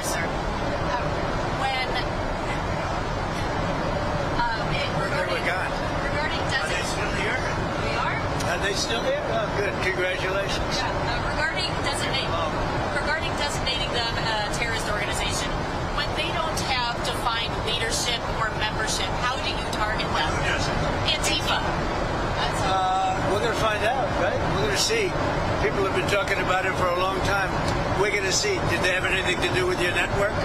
Okay. But we're going to find out. You're Antifa. We gonna come after you. How dare you ask me a tough question? Yes, it's stunning to me that the White House press corps never stand up for each other, never stop Trump from attacking a colleague, never demand basic decency or respect, never stand up to his sick, twisted threats. We don't have the same journalism we used to have. Now, growing up, they would have definitely pushed back against this shit, but they're all browbeaten down now, folks, and it's because of shit like this. The Wall Street Journal seeks dismissal of Trump's $10 billion lawsuit. The First Amendment protects our truthful speech. Donald Trump suing them because they rightfully reported the drawing and conversation he wrote with Jeffrey Epstein for his birthday book. Already been released. Expert after expert have checked the signature, proving that Donald Trump signed that thing. It doesn't matter.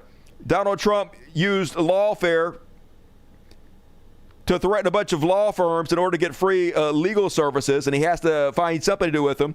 So he's just sicking them after all of the journalists, all the newspapers that write articles that he doesn't like, even right-wing rag Wall Street Journal, in order to intimidate them, knowing that these cases are going to be thrown out because they're meritless. But he gets the legal work for free, and he's doing this to intimidate all these independent journalists, all these non-independent journalists, in order to not covering him in ways that show him in a less than glowing light. Meanwhile, David Letterman came out and attacked him for using the presidency to get Jimmy Kimmel fired, to go against our First Amendment free speech rights. And, of course, Donald Trump, our goofy president, because why wouldn't he be typing out shit like, whatever happened to the very highly overrated David Letterman, whose ratings were never very good either? He looks like hell. Takes one to know one, dude. But at least he knew when to quit. Loser! Just fuck every day a new embarrassment. The most unpresidential president ever.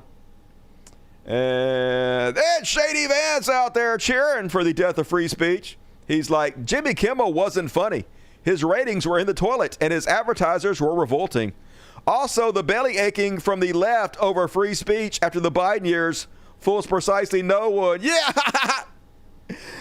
Under Joe Biden, Twitter got rid of some people saying the N-word underneath Coca-Cola ads. So we get to destroy free speech now because Biden already destroyed it, baby. Why do you care about free speech? Whataboutism? That's all it is. Very transparent. Even if what you're saying is true, that doesn't justify you guys destroying the First Amendment and killing free speech even more, especially if you're a free speech absolutist, as you pretend to be. Meanwhile, apparently, Kimmel coming back. Hulu Disney Plus page crashes in surge of cancellations. I saw this all over my social media, all over Reddit. People were advocating for their fellow social media Denzians to immediately go cancel Disney and Hulu. I did the same thing on my show. ABC suspended Jimmy Kimmel Live, and then, yeah, Disney Hulu page crashed, but I actually think it's more nefarious than that. I think they took their pages down on purpose to stop people from canceling, which is illegal as shit, but no one is going to hold them accountable. Why would they? There should be the government looking into it, punishing them for that, but they won't do it. But anyway, and then I saw a lot of posts like this. Disney has lost $3.87 billion overnight because of Jimmy Kimmel. I think they just pulled this number out of their ass. I couldn't find any independent reporting that proves that this is true. But they did lose a lot of money. A lot of people were canceling. That's for fucking sure. And so they caved immediately, breaking Jimmy Kimmel show to return tomorrow night. They put out a press release and they were like, oops, our bad. They deleted it anyway. Jimmy Kimmel will have more to say on late night TV. Disney and ABC will bring the comedian back to its schedule starting Tuesday night. Late Wednesday, we made the decision to suspend production on the show to avoid further inflaming a tense situation. You guys know why you did it. You guys were being pressured by the FCC. They said that we could do this easily or the hard way. They were threatening to pull your fucking license, and so you caved. You got rid of our fucking free speech because of that. We know, and now you're being punished for it. And you're realizing, hey, what good is having a license if we are bankrupt from everybody canceling all our services? So you guys are trying to save face now. It's a decision we made because we felt some of the comments were ill-timed and thus insensitive, the company said. We have spent the last days having thoughtful conversations with Jimmy. And after those conversations, we reached the decision to return the show on Tuesday. I respect you guys a lot more if you would just admit people are canceling like a motherfucker. You guys lost $1 billion and you're sorry. You don't want to go bankrupt. Meanwhile, here's how feckless the Democrats are, folks. It's almost like they lose on purpose. So they found a buyer for TikTok. Guess who it's going to be? Fox News. Fox News going to own the #1 social media site for young people. Young people don't get their news from the major news media. They don't get it from Google. They get it from TikTok. It was Joe Biden who demanded that TikTok be sold because he was being pressured by Israel, and he did everything Israel wanted him to do. It's almost like they set him up on purpose. So he's the one that had it sold off, and now they're selling it to Fox News. So every social media company completely owned by the right, Twitter owned by Elon Musk, Facebook owned by new MAGA nut hugger. Jeff Bezos owns the Washington Post. Google gave Donald Trump every fucking chance they get. It's 100% dominated by the right now, and just one more nail in the coffin of America. The Biden man was so fucking stupid for creating this situation, and yes, they are. Fox is reportedly in talks to join the investor group buying TikTok, and so much for anti-Israel content on TikTok, so much for pro-Palestinian content. It'll be exactly like X. It'll be like Twitter. The algorithm will be set up to spread right-wing talking points and to shadow ban left-wing talking points. 100% information control, folks. It's almost impressive, to be honest with you, how dominant they are, how every single domino they've knocked over, how there's no stone unturned, complete fucking takeover of everything. And here's Donald Trump admitting that Lachlan Murdoch, which is Rupert Murdoch's son, is going to be the one taking over TikTok. Disaster. So you get back from the United Kingdom this week. First thing you do, talk to President Xi. It seems like you guys are getting really, really close to a deal for Americans to take over TikTok. They'll get to keep the algorithm because it's so addictive. That's what makes it so valuable. How much money are we talking? How much are these Americans? A tremendous amount of money. Billions? Oh, I'd rather have them. You know, they're very well-known people, and Larry Ellison's one of them. He's involved. He's a great guy. Michael Dell is involved. All right, we should tell you this, but a man named Lachlan is involved. You know who Lachlan is? That's a very unusual name, Lachlan Murdoch. Mr. Murdoch. I believe, and you call him, and Rupert is probably going to be in the group. I think they're going to be in the group. A couple of others real. So just another state-sponsored media source that'll answer to fucking Trump and spread right-wing propaganda all day long. It's too late! And, yep. This should not be treated lightly, says Gavin Newsom. The GOP are buying up platforms to control the news and information you receive. They're censoring you in real time. And yep, there's literally, what are you going to do? There's no way to fight back. There's no way we can buy a TikTok. There's no way we can buy another X because there is no other X. There's no way we can buy another Facebook. There is no Facebook to buy even if we had the fucking money. So it's fucking over. They won so dominantly. It's almost like there wasn't even a battle to begin with. The leadership, there's no leadership on the left, but the Democratic leadership basically was their MVP. Did everything they could to help conservatives win, and they have. They won. They roll us. It's all over. Meanwhile, this is the situation we're in, folks. In 1983, 50 companies controlled 90% of the U.S. media market. The number is now 5. That's right. 5 corporations control 90% of U.S. media market, and they're all right-wing. So 100% total information control. This is how they can loot us, folks. This is how they put their boot on our throat. Heavier and heavier and heavier. And America too stupid to fight back. There is no hope for us. Meanwhile, I found my new canary in the coal mine, folks. I know it's only a matter of time before they come after me. So I'm just trying to figure out how long I can do this before I have to take my channel down and go into hiding. And so my former canary in the coal mine was Hassan Abi. I figured they'll come for Hassan first because he's way more popular than I am. Once they take Hassan out, I'm gone. I'm a ghost, baby. Gonna disappear overnight. But now, Gwar! Now when they come for Gwar, I know they're gonna come for Gwar before they come for me. You know how I know? Gwar beheads Elon Musk and murders Trump during Riot Fest musical performance. As critics says, it normalizes violence. And yeah, they're definitely going to these motherfuckers if they come to me.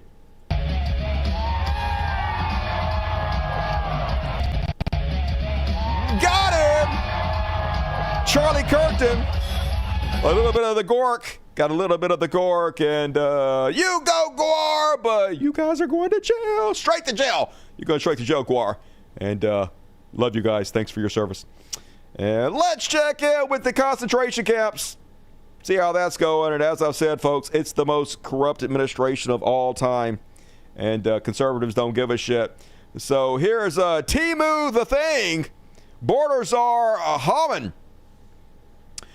You guys know this guy, this Tony Soprano mobster wannabe. He's the one that deports all the brown people for Donald Trump. Anyway, apparently he got caught on videotape taking $50,000 in bribes.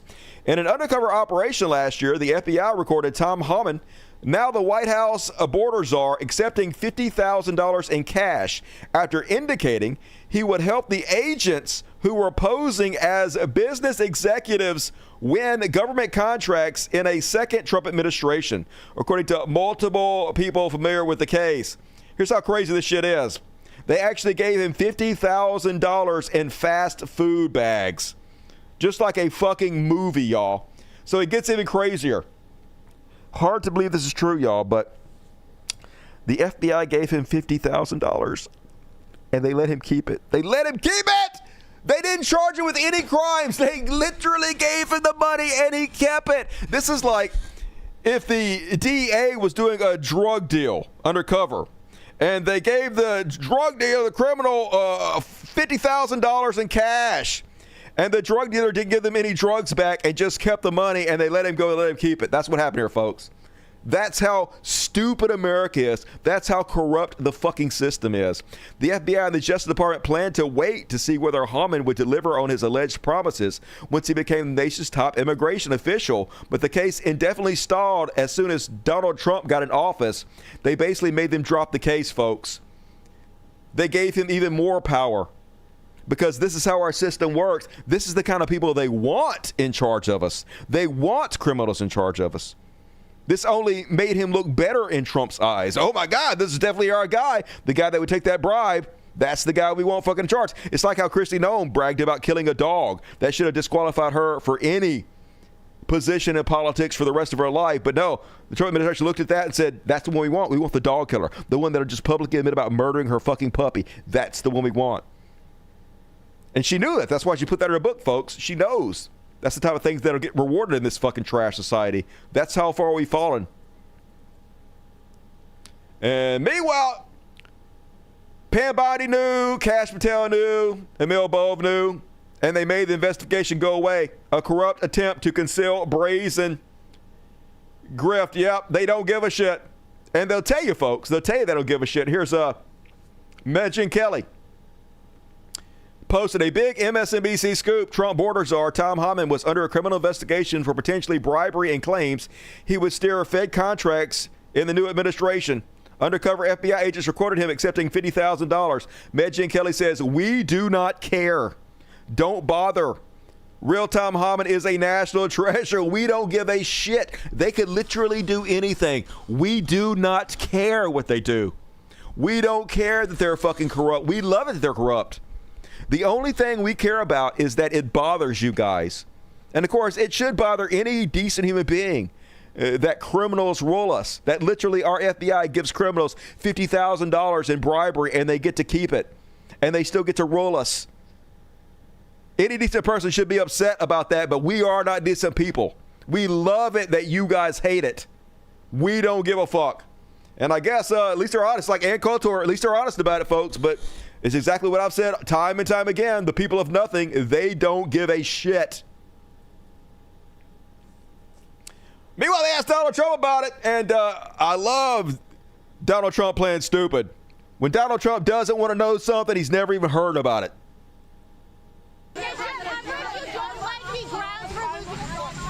Did you see the reporting on Tom Homan accepting? Okay, on Did you see the reporting on Tom Homan accepting? Doesn't let her finish. No, I haven't. No, I don't know what you're talking about, but I know I haven't seen it. I know that much. I have no clue what reporting you might be talking about, but I definitely know it's the first time hearing about it. Who is Tom Homan? No clue. Just knows everything about everything until he doesn't want to know something, and then he's never fucking heard of it.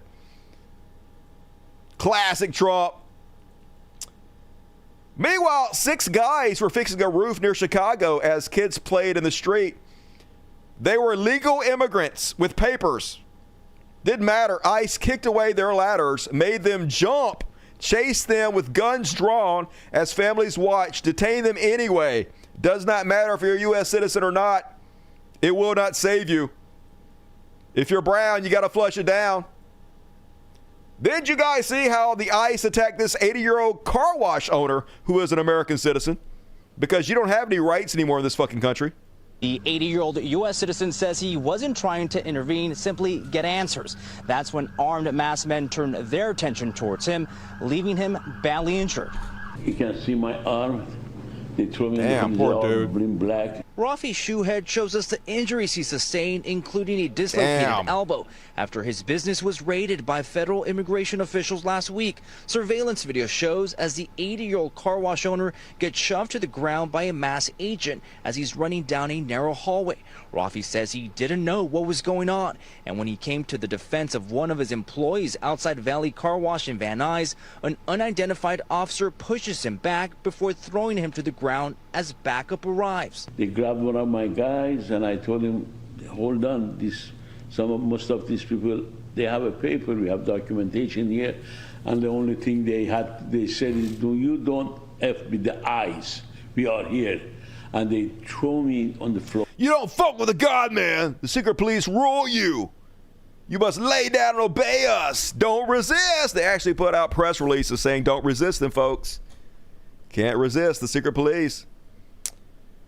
Meanwhile, speaking of secret police, this is how the big, brave God men are treating protesters.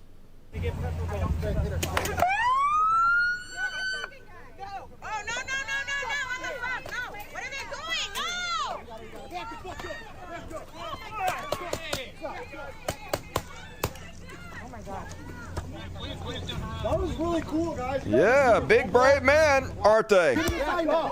Funded more than the police, y'all. The new Nazi regime has taken over our country. It is so fucking over for this country, y'all. No hope for America anymore. You're gonna need some shit. Then they go arrest her and they drag her inside. Okay, that's good.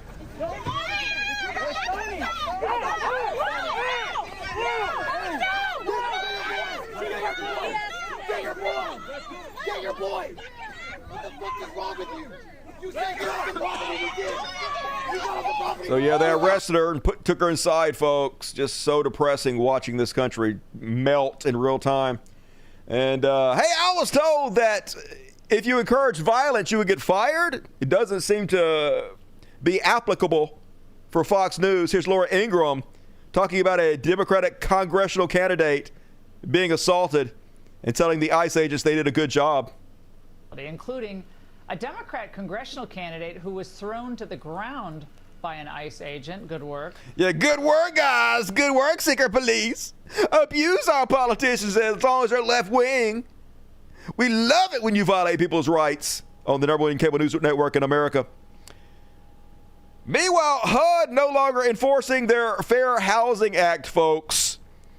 In one email, a Trump employee at the Department of Housing and Urban Development described decades of housing discrimination cases as artificial, arbitrary, and unnecessary. So they're doing away with enforcing their Housing Act. In interviews, half a dozen current and former employees of HUD's Fair Housing Office said that the Trump political appointees had made it nearly impossible for them to do their jobs, which involve investigating and prosecuting landlords, real estate agents, lenders, and others who discriminate based on race, religion, gender, family status, or disability. But like I said, folks, white supremacy, the mask is off. They don't give a shit anymore. They think your landlord should be able to discriminate against you based on your race, based on your sexual orientation. Just like Donald Trump used to do, folks. Slumlord in chief. And this is what they're leading up to. HUD orders audit of public housing to find illegals. They're going to use HUD to rat out any brown person and have the secret police go in and round the fuck up, folks. They real worried about the demographics in the United States changing, and they want to nip that shit in the bud. The Trump administration has ordered a nationwide review of public housing in an effort to root out residents who are in the country illegally, according to Housing and Urban Development Secretary Scott Turner. It's all happening, all happening. Meanwhile, it seems curious, folks. ICE Barbie Kristi Noem at an ICE raid.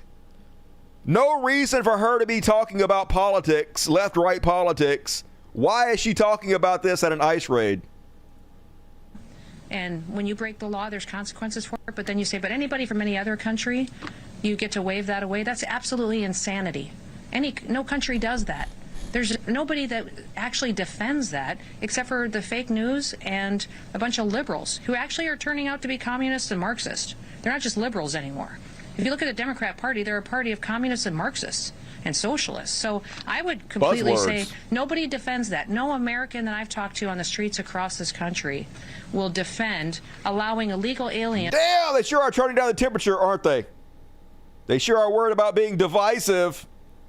Meanwhile, big ups to California doing what every state should be doing. California bans most law enforcement officers from wearing masks during operations. I doubt very seriously, though, that the secret police are going to listen to him. They're just going to do whatever the fuck they want to do anyway. But good start from Gavin Newsom. It should apply to every single law enforcement agent.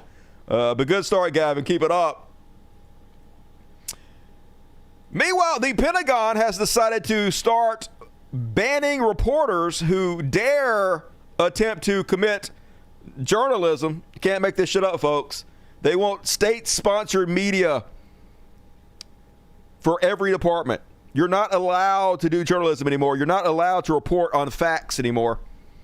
The Trump administration unveiled a new crackdown Friday on journalists at the Pentagon, saying it will require them to pledge they won't gather any information, even unclassified, that hasn't been expressly authorized for release. That means they can't put out any stories that the Pentagon tells them that they can't put out. The Pentagon is going to dictate every single story to them.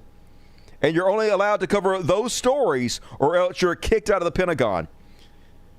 And will revoke the press credentials of those who do not obey. Under the policy, the Pentagon may revoke press passes for anyone it deems as a security threat. So, yeah, the most transparent administration ever, folks.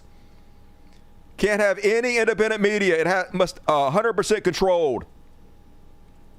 And then they've ordered the EPA to stop publishing research, because why wouldn't they do this?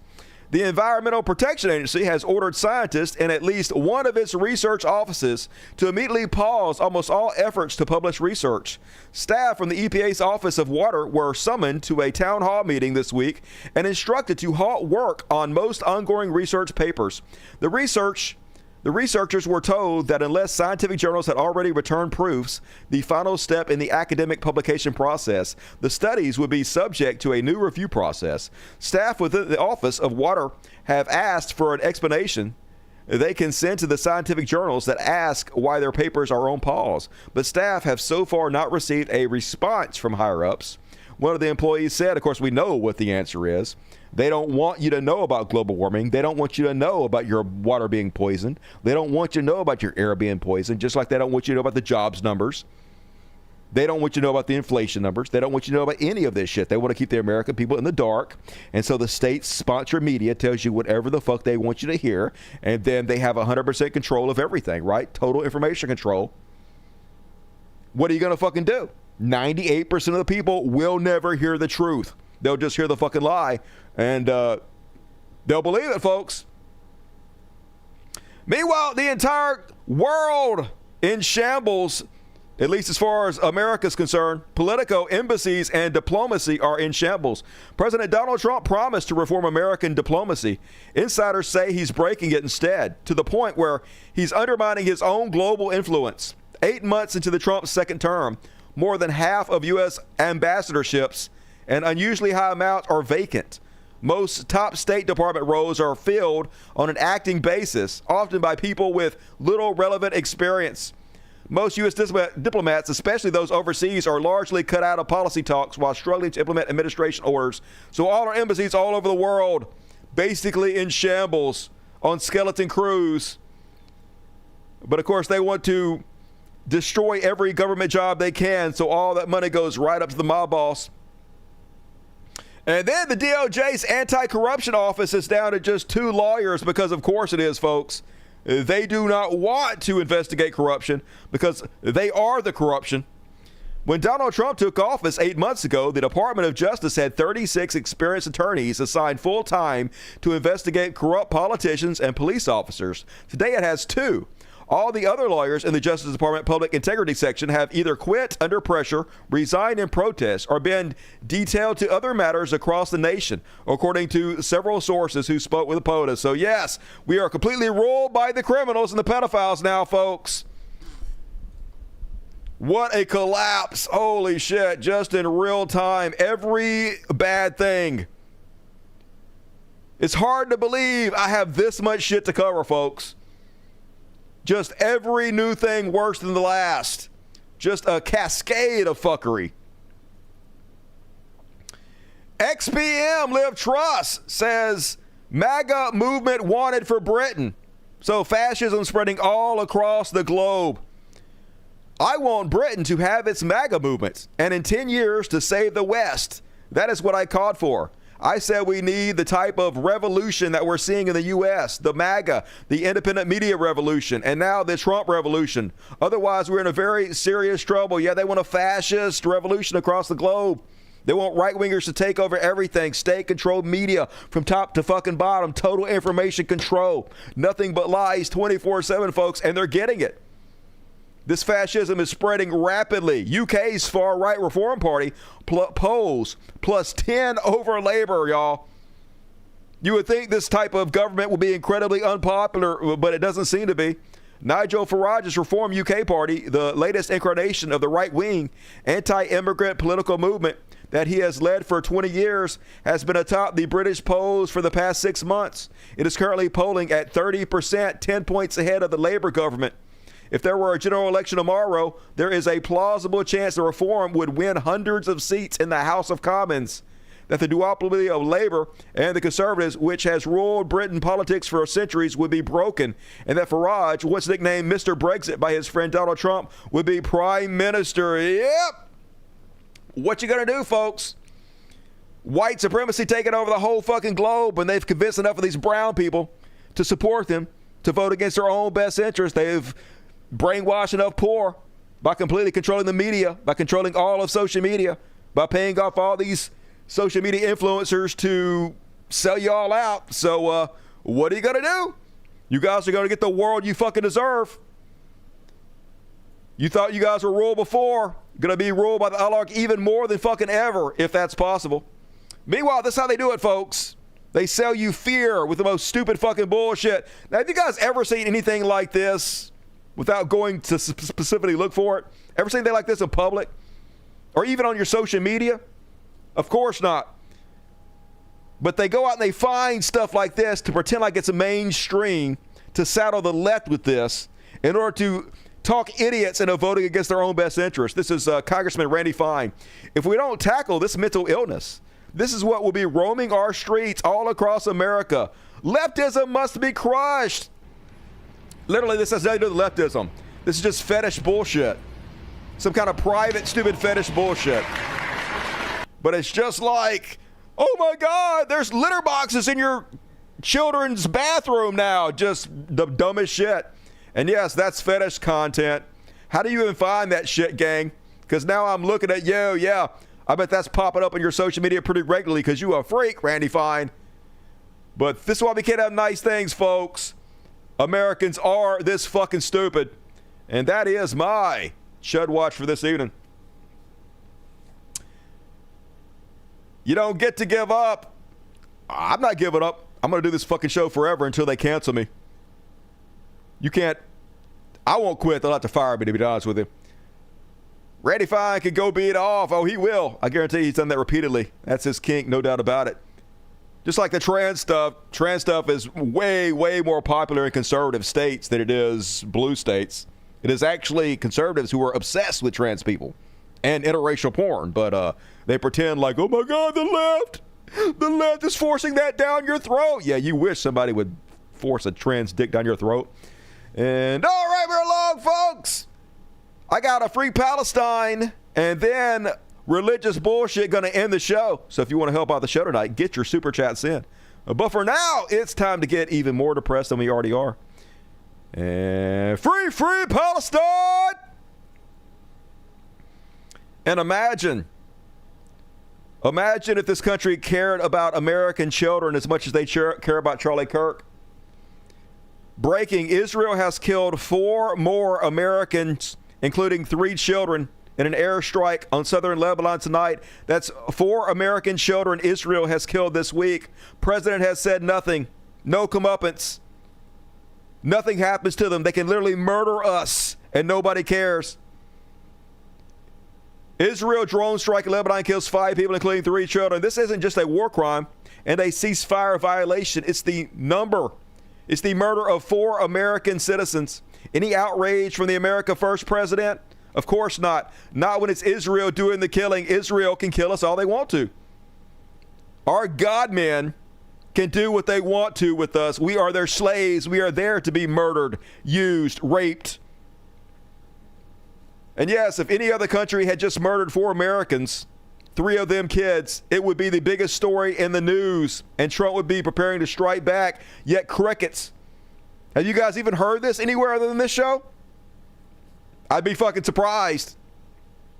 But our lives don't matter, folks. Only right-wingers' lives matter. Only Charlie Kirk's lives matter. And they're not even pretending they don't worship Israel. They're not even trying to hide it. This is Mike Huckabee.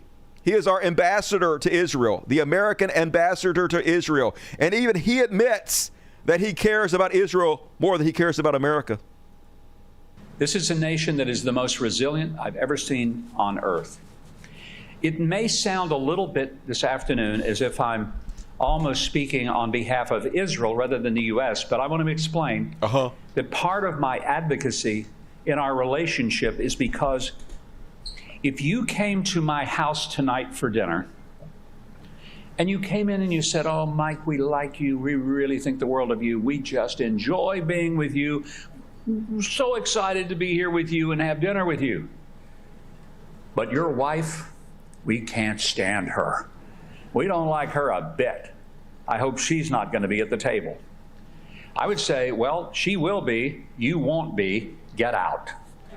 Because yeah, he's saying that to other Americans. He's telling other Americans, get out for fucking Israel. And Israel is not our wife, okay? Israel is our dominatrix. We are the bottom bitch taking the big old dildo in the ass. That's what we are. If you were to insult my partner... Yeah, they're not our partner. They're our worst fucking enemy. Worst thing that ever fucking happened to America. But hey, they're destroying the country. Eventually America will be destroyed, and then that'll be the end of Israel too. Because without America, Israel won't exist anymore.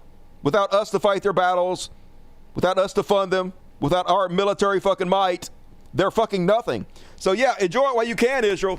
Enjoy the complete dominance you have over your American slaves. But once you kill off your host, just like the cancer you are, you will also die. Meanwhile, lest you think the Democrats are going to help you, folks, they ain't going to fucking help you. So Zoran Mamdani, running for New York City mayor, way ahead on the polls. And for years and years and years, Democrats have been telling us, vote blue no matter who. Right down the line, right down the ticket, vote fucking blue. So you think that their words mean anything? You think that they'll actually do what they tell you to do? Of fucking course not. Here they're asking Chuck Schumer, leader of the Democrats, why he won't endorse Mamdani. Here's his weasel-ass answer. Before I let you go, speaking of candidates, you've been asked numerous times if you will endorse Zohran Mamdani for New York City mayor. You always say you're going to continue to talk.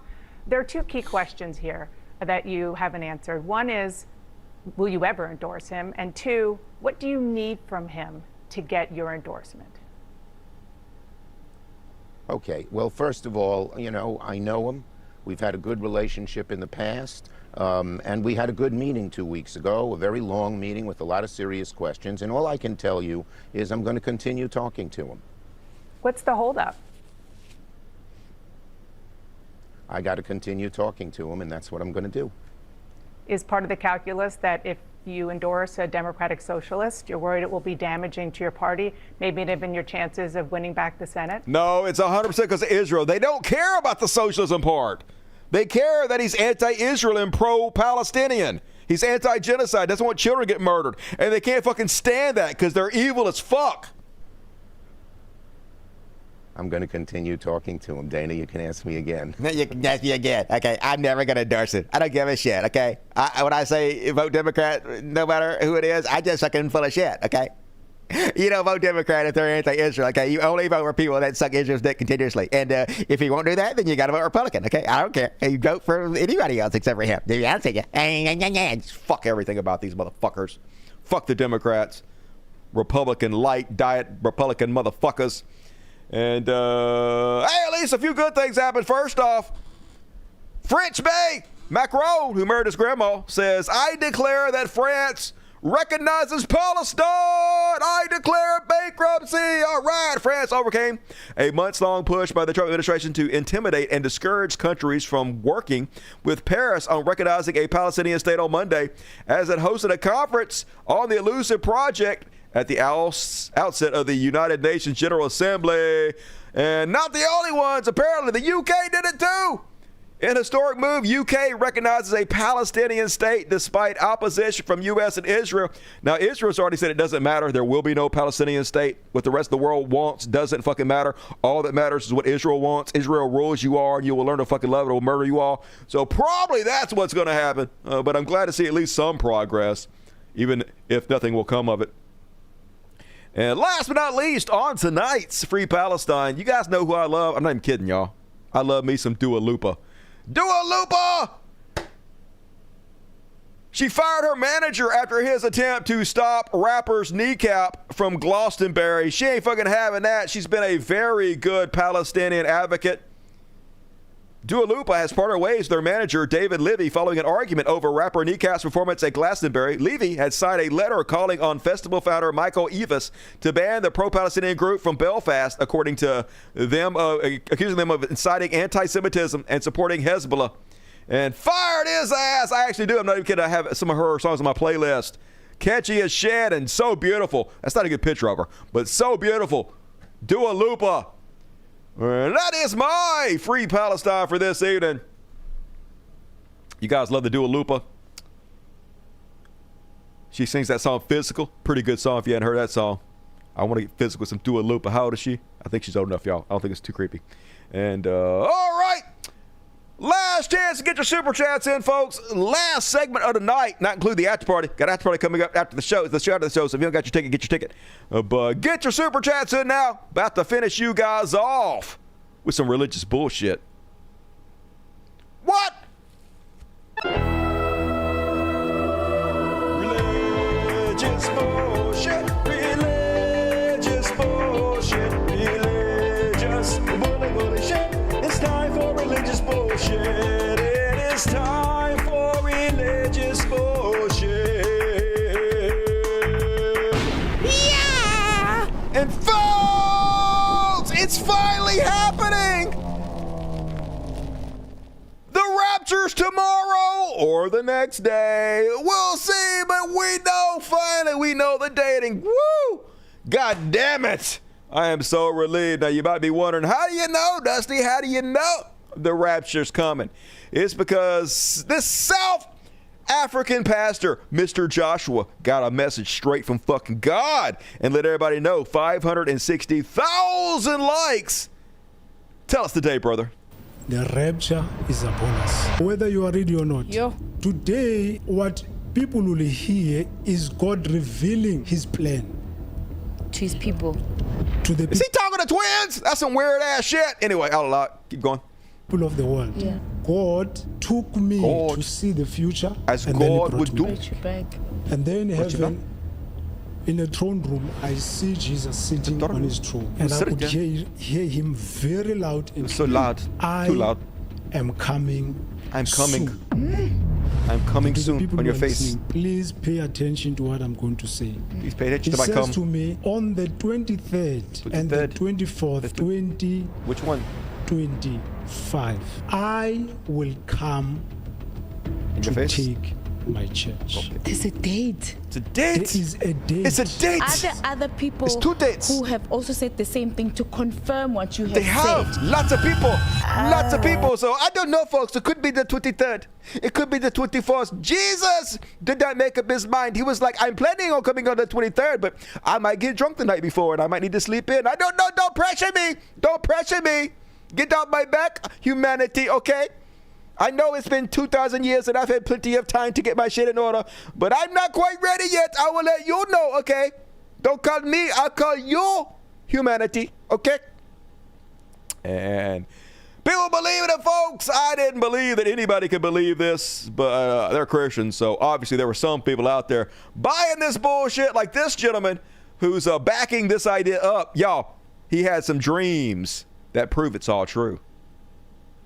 On everybody, now listen to me. I have just received a clear indication from God, y'all. Definitely. I just received a clear indication from the Lord. How so? I just had a dream. Oh, that's so clear then. And I believe it was another rapture confirmation. Definitely. What better way for God to do communicate? what you want with this information. I'm gonna do nothing with it. I'm Make fun of you. That's what I'm here to go back and forth with anybody. I don't blame you. I am not here to discuss this conversation with anybody. I wouldn't justify this bullshit either. Given my warnings. Oh, what the Lord has given me and revealed to me, I have shared to the people, and I am done. But this is the last thing I feel like I need to share because I just had another confirmation. I just had a clear dream, and it was definitely pointing to the rapture. God. What you do with this information is what you do with it. If you don't believe it's on the Feast of Trumpets, that's on you. But I know for a fact. Okay. I know for certain. You don't know that the Lord is coming. You do not this know Feast that. of Trumpets. No, you don't. And so how the dream went, I was in. Had a dream, folks, and not the only one who had a dream. A bunch of Martin Luther King Jr.'s up in this motherfucker. That ain't one of them. Here we go. Is it this one? Yeah, this one. Hey guys, it's Tuesday, August 12th, sometime in the afternoon. 6 weeks exactly until the 23rd of September, aka the Rapture, 43 days. Now I have an important message to share.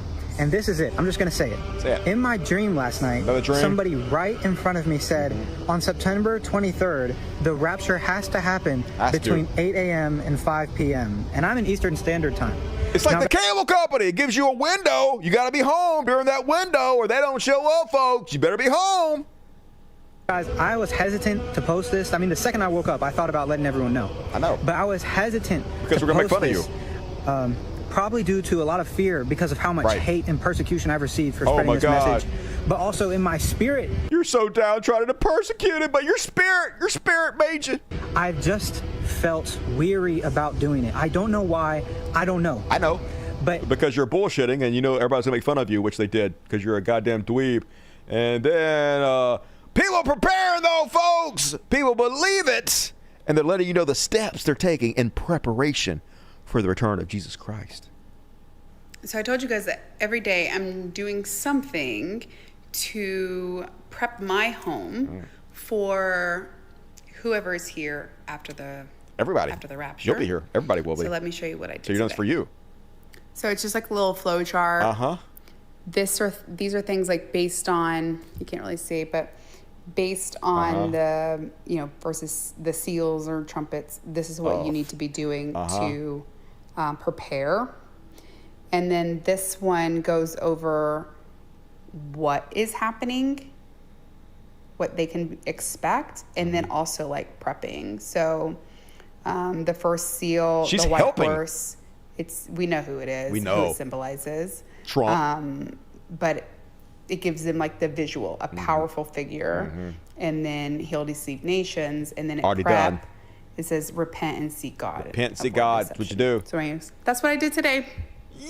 See you tomorrow. Time well spent. I put notes out for myself when nothing happens to remind myself how stupid I am and what a fearmonger my dumb ass is. And she got a lot of time on her hands, folks. Hey guys. Hey, what's up? What did I do today What'd to you do? prepare my home Waste of time. for the people that are left behind? Let me show you. Like all of us. I got these at the Dollar Tree. Oh, goody. I just wrote these on here, like little notes. I also bookmarked them. Thanks. some scriptures. There's the scriptures for you. Sweet. And I wrote this You in wasted a bunch every of money and single time. one Cool. of the books. So hopefully, these books end up in the hands of people who will need them. Us dirty sinners who get left behind. But God damn it, I can't wait. Oh my God, I'm going to have so many cars. There's going to be like 100 million cars left behind, y'all. I'm going to have all the fucking cars, man. It's going to be fucking awesome. I wish you guys wouldn't threaten me with a good time. And more videos about this. Rapture trip tip number 5. Right. When you finally start moving up into the air, I recommend that you don't hold on to anything. Why would I hold on to I definitely don't My recommend dick? looking down. I think we learned that lesson from Lot's wife. Who gives a shit? Okay. Just keep calm, take a deep breath, Uh-huh. slowly release it, and Uh-huh. keep your face looking upwards.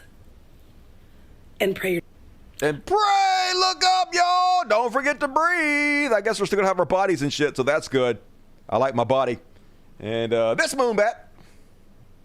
I have tried to record this video like 10 times. I guess Jesus hates you. I feel like it's time for me to step away from TikTok. Oh, please. I feel like my story is over. I wish. I have been so blessed by this. You haven't. And the Lord has done so much, and I'm so grateful He's to done have nothing. been his vessel. Oh, God. And you guys already know, I truly believe with all my heart we will be raptured during Feast of Trumpets this year. If there is some chance that we don't get raptured, I will 100% come chance. back and make an apology video Good. for myself being deceived. I look forward to that. And that will be it. She'll make some excuse. He's still coming back, y'all. We just got the date wrong by a couple weeks, but he's still coming. I still believe with all my heart. No lessons will be learned. I may seem like I don't care right now. I'm kind of frustrated because I keep trying to record this, but I assure you this is, it's bittersweet because I know we're going home, but it's just been such a blessing being able to do this. And such a blessing. You'll definitely be back on TikTok. You can't do it without the fucking attention. You ain't fooling nobody. And this guy claims that he sold his car because he believes Jesus is coming back. I'm saying goodbye to my car. I've had it for 5 years. They're taking it. No, this is my baby, man. This has been my baby for years. 5 years. But she's gonna go. I won't need her beyond September because I'm going home. Your baby's mid. To where my Father in heaven is. She's a nice car, isn't she? I kept that baby clean. Some scratches around it, but for the most part, she's nice. But she's mine no more. Someone else is gonna get her. I'm catching a flight to heaven in September anyway. I won't need the car. Yeah. Maybe you can take the money that you got for the car and get yourself some mental health with it, because you need medication, motherfucker. And people real worried about their pets, y'all. Everybody worried about what's going on with their pets. Very valid question. Will our pets get raptured? Or even more broadly, will our pets make it to heaven? No, they There's won't. nothing really in the Bible that addresses whether or not specifically our pets will make it to heaven. They will But not. as a matter of my opinion, your and opinion keep doesn't in count. mind this is my opinion, I believe that they do. And I will give course. you 3 reasons why. Okay, what the are the first 3 reason reasons? takes us clear back to Genesis. Oh, way back to God Genesis. made humans, mankind, in his image. He did not make animals in his image, but just like everything else on this earth, animals are his creation. He said that it was good. God stated in the Bible that humans and animals have the breath of life, meaning they have souls. On top of that, God put animals in Noah's Ark, and he mentioned several times in the Bible that he has a covenant with animals. Also, the Bible states that when Jesus comes back... So anyway, enough of that move about all kinds of articles, Christians worried about their pets. Look, Christians, there's got to be some Christian watching me. I'm going to give you the deal of a lifetime, okay? Here's the deal. $1,000, I swear, $1,000. You send me $1,000 a day. I promise you, when the rapture happens, I will take care of your pet. I don't care when it happens. It don't even have to happen tomorrow. It don't have to happen. If it doesn't happen tomorrow, fine. If it doesn't happen Wednesday, fine.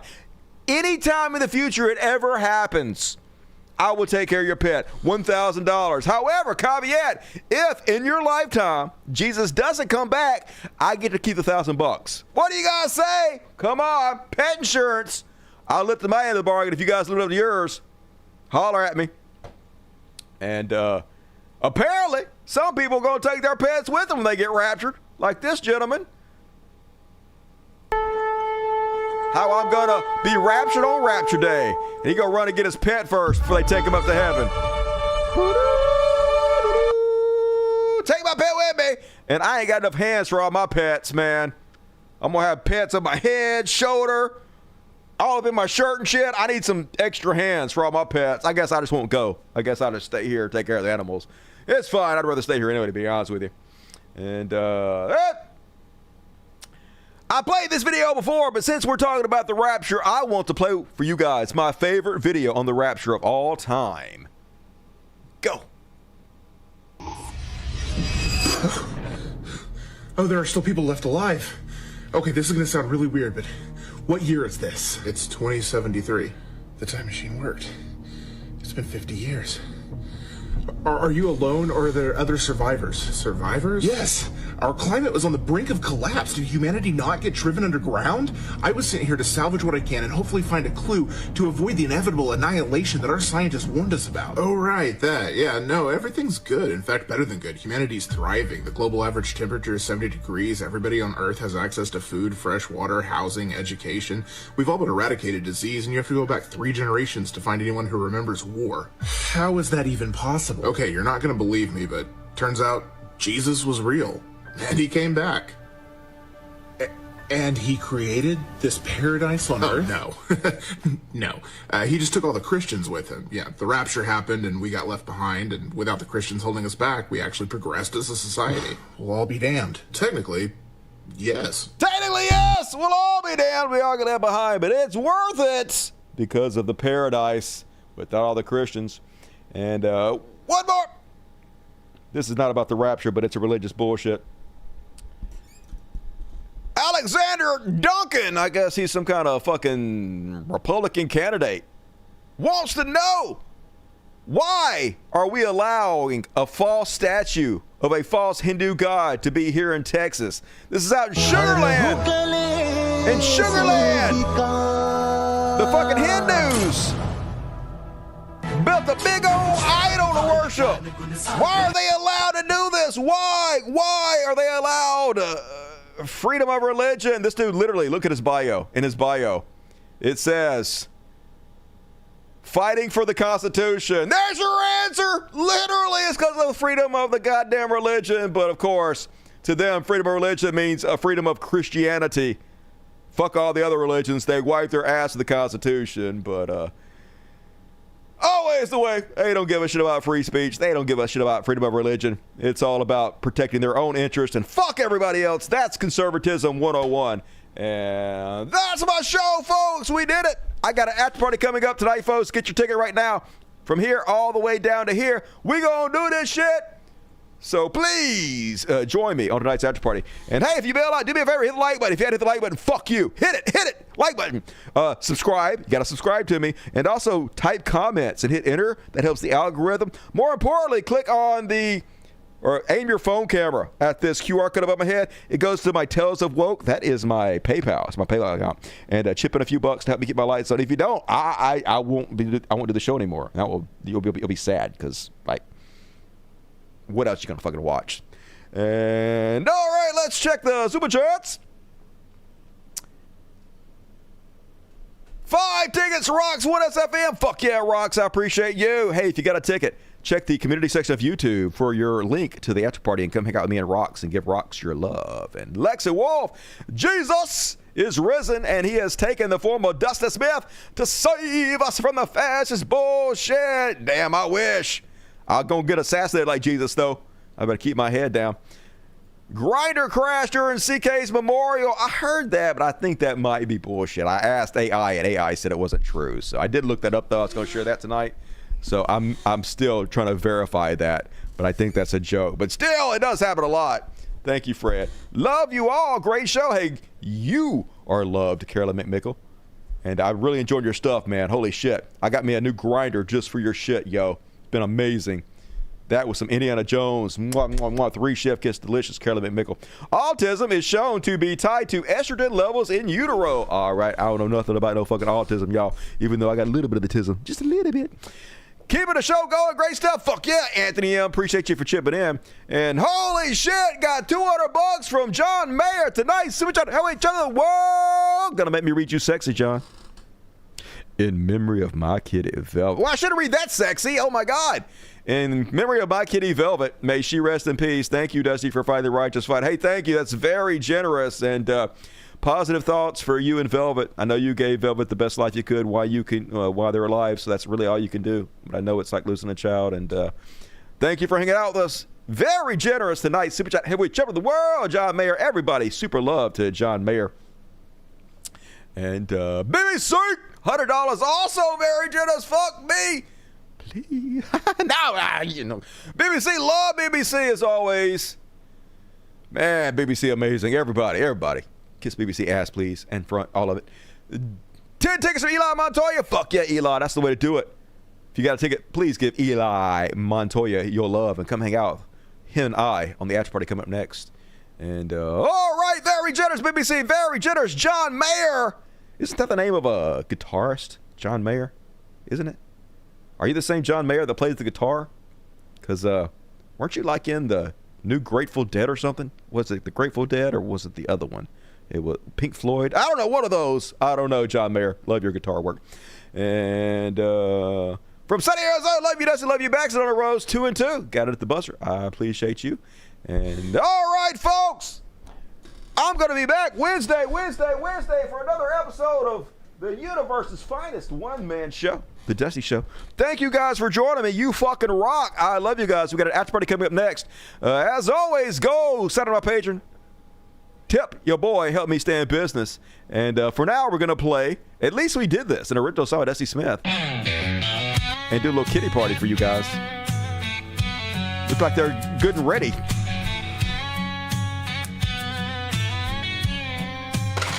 Yeah, we did something big, y'all. Ain't you proud?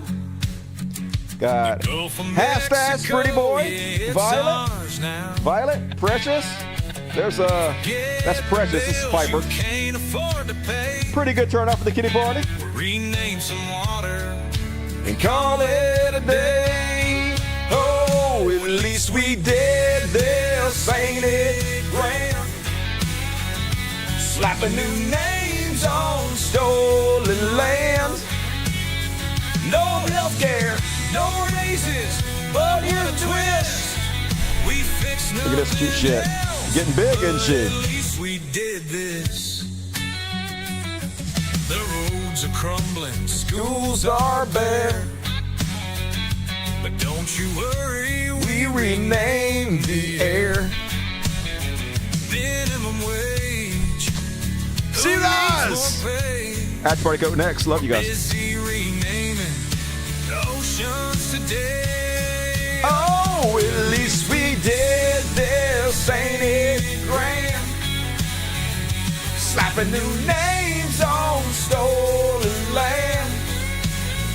No justice, no safety, but what a twist.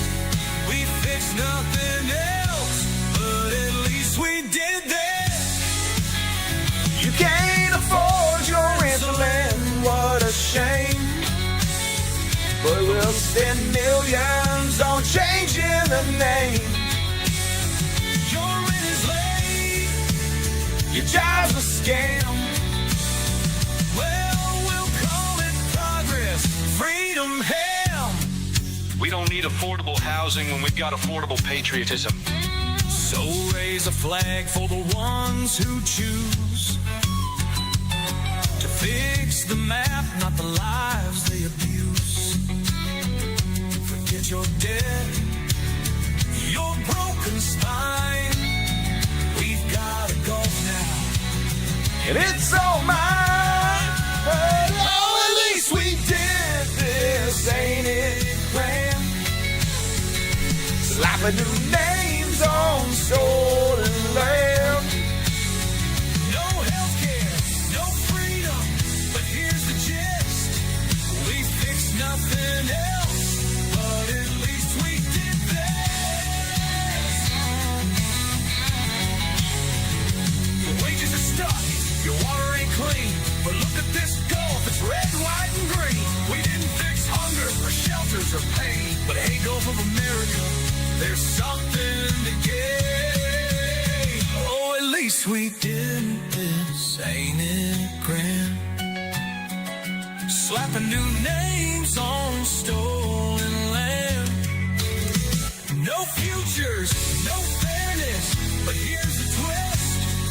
We fixed nothing else, but at least we did this.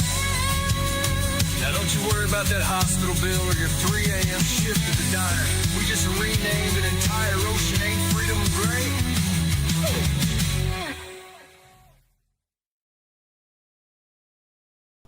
Switch over now.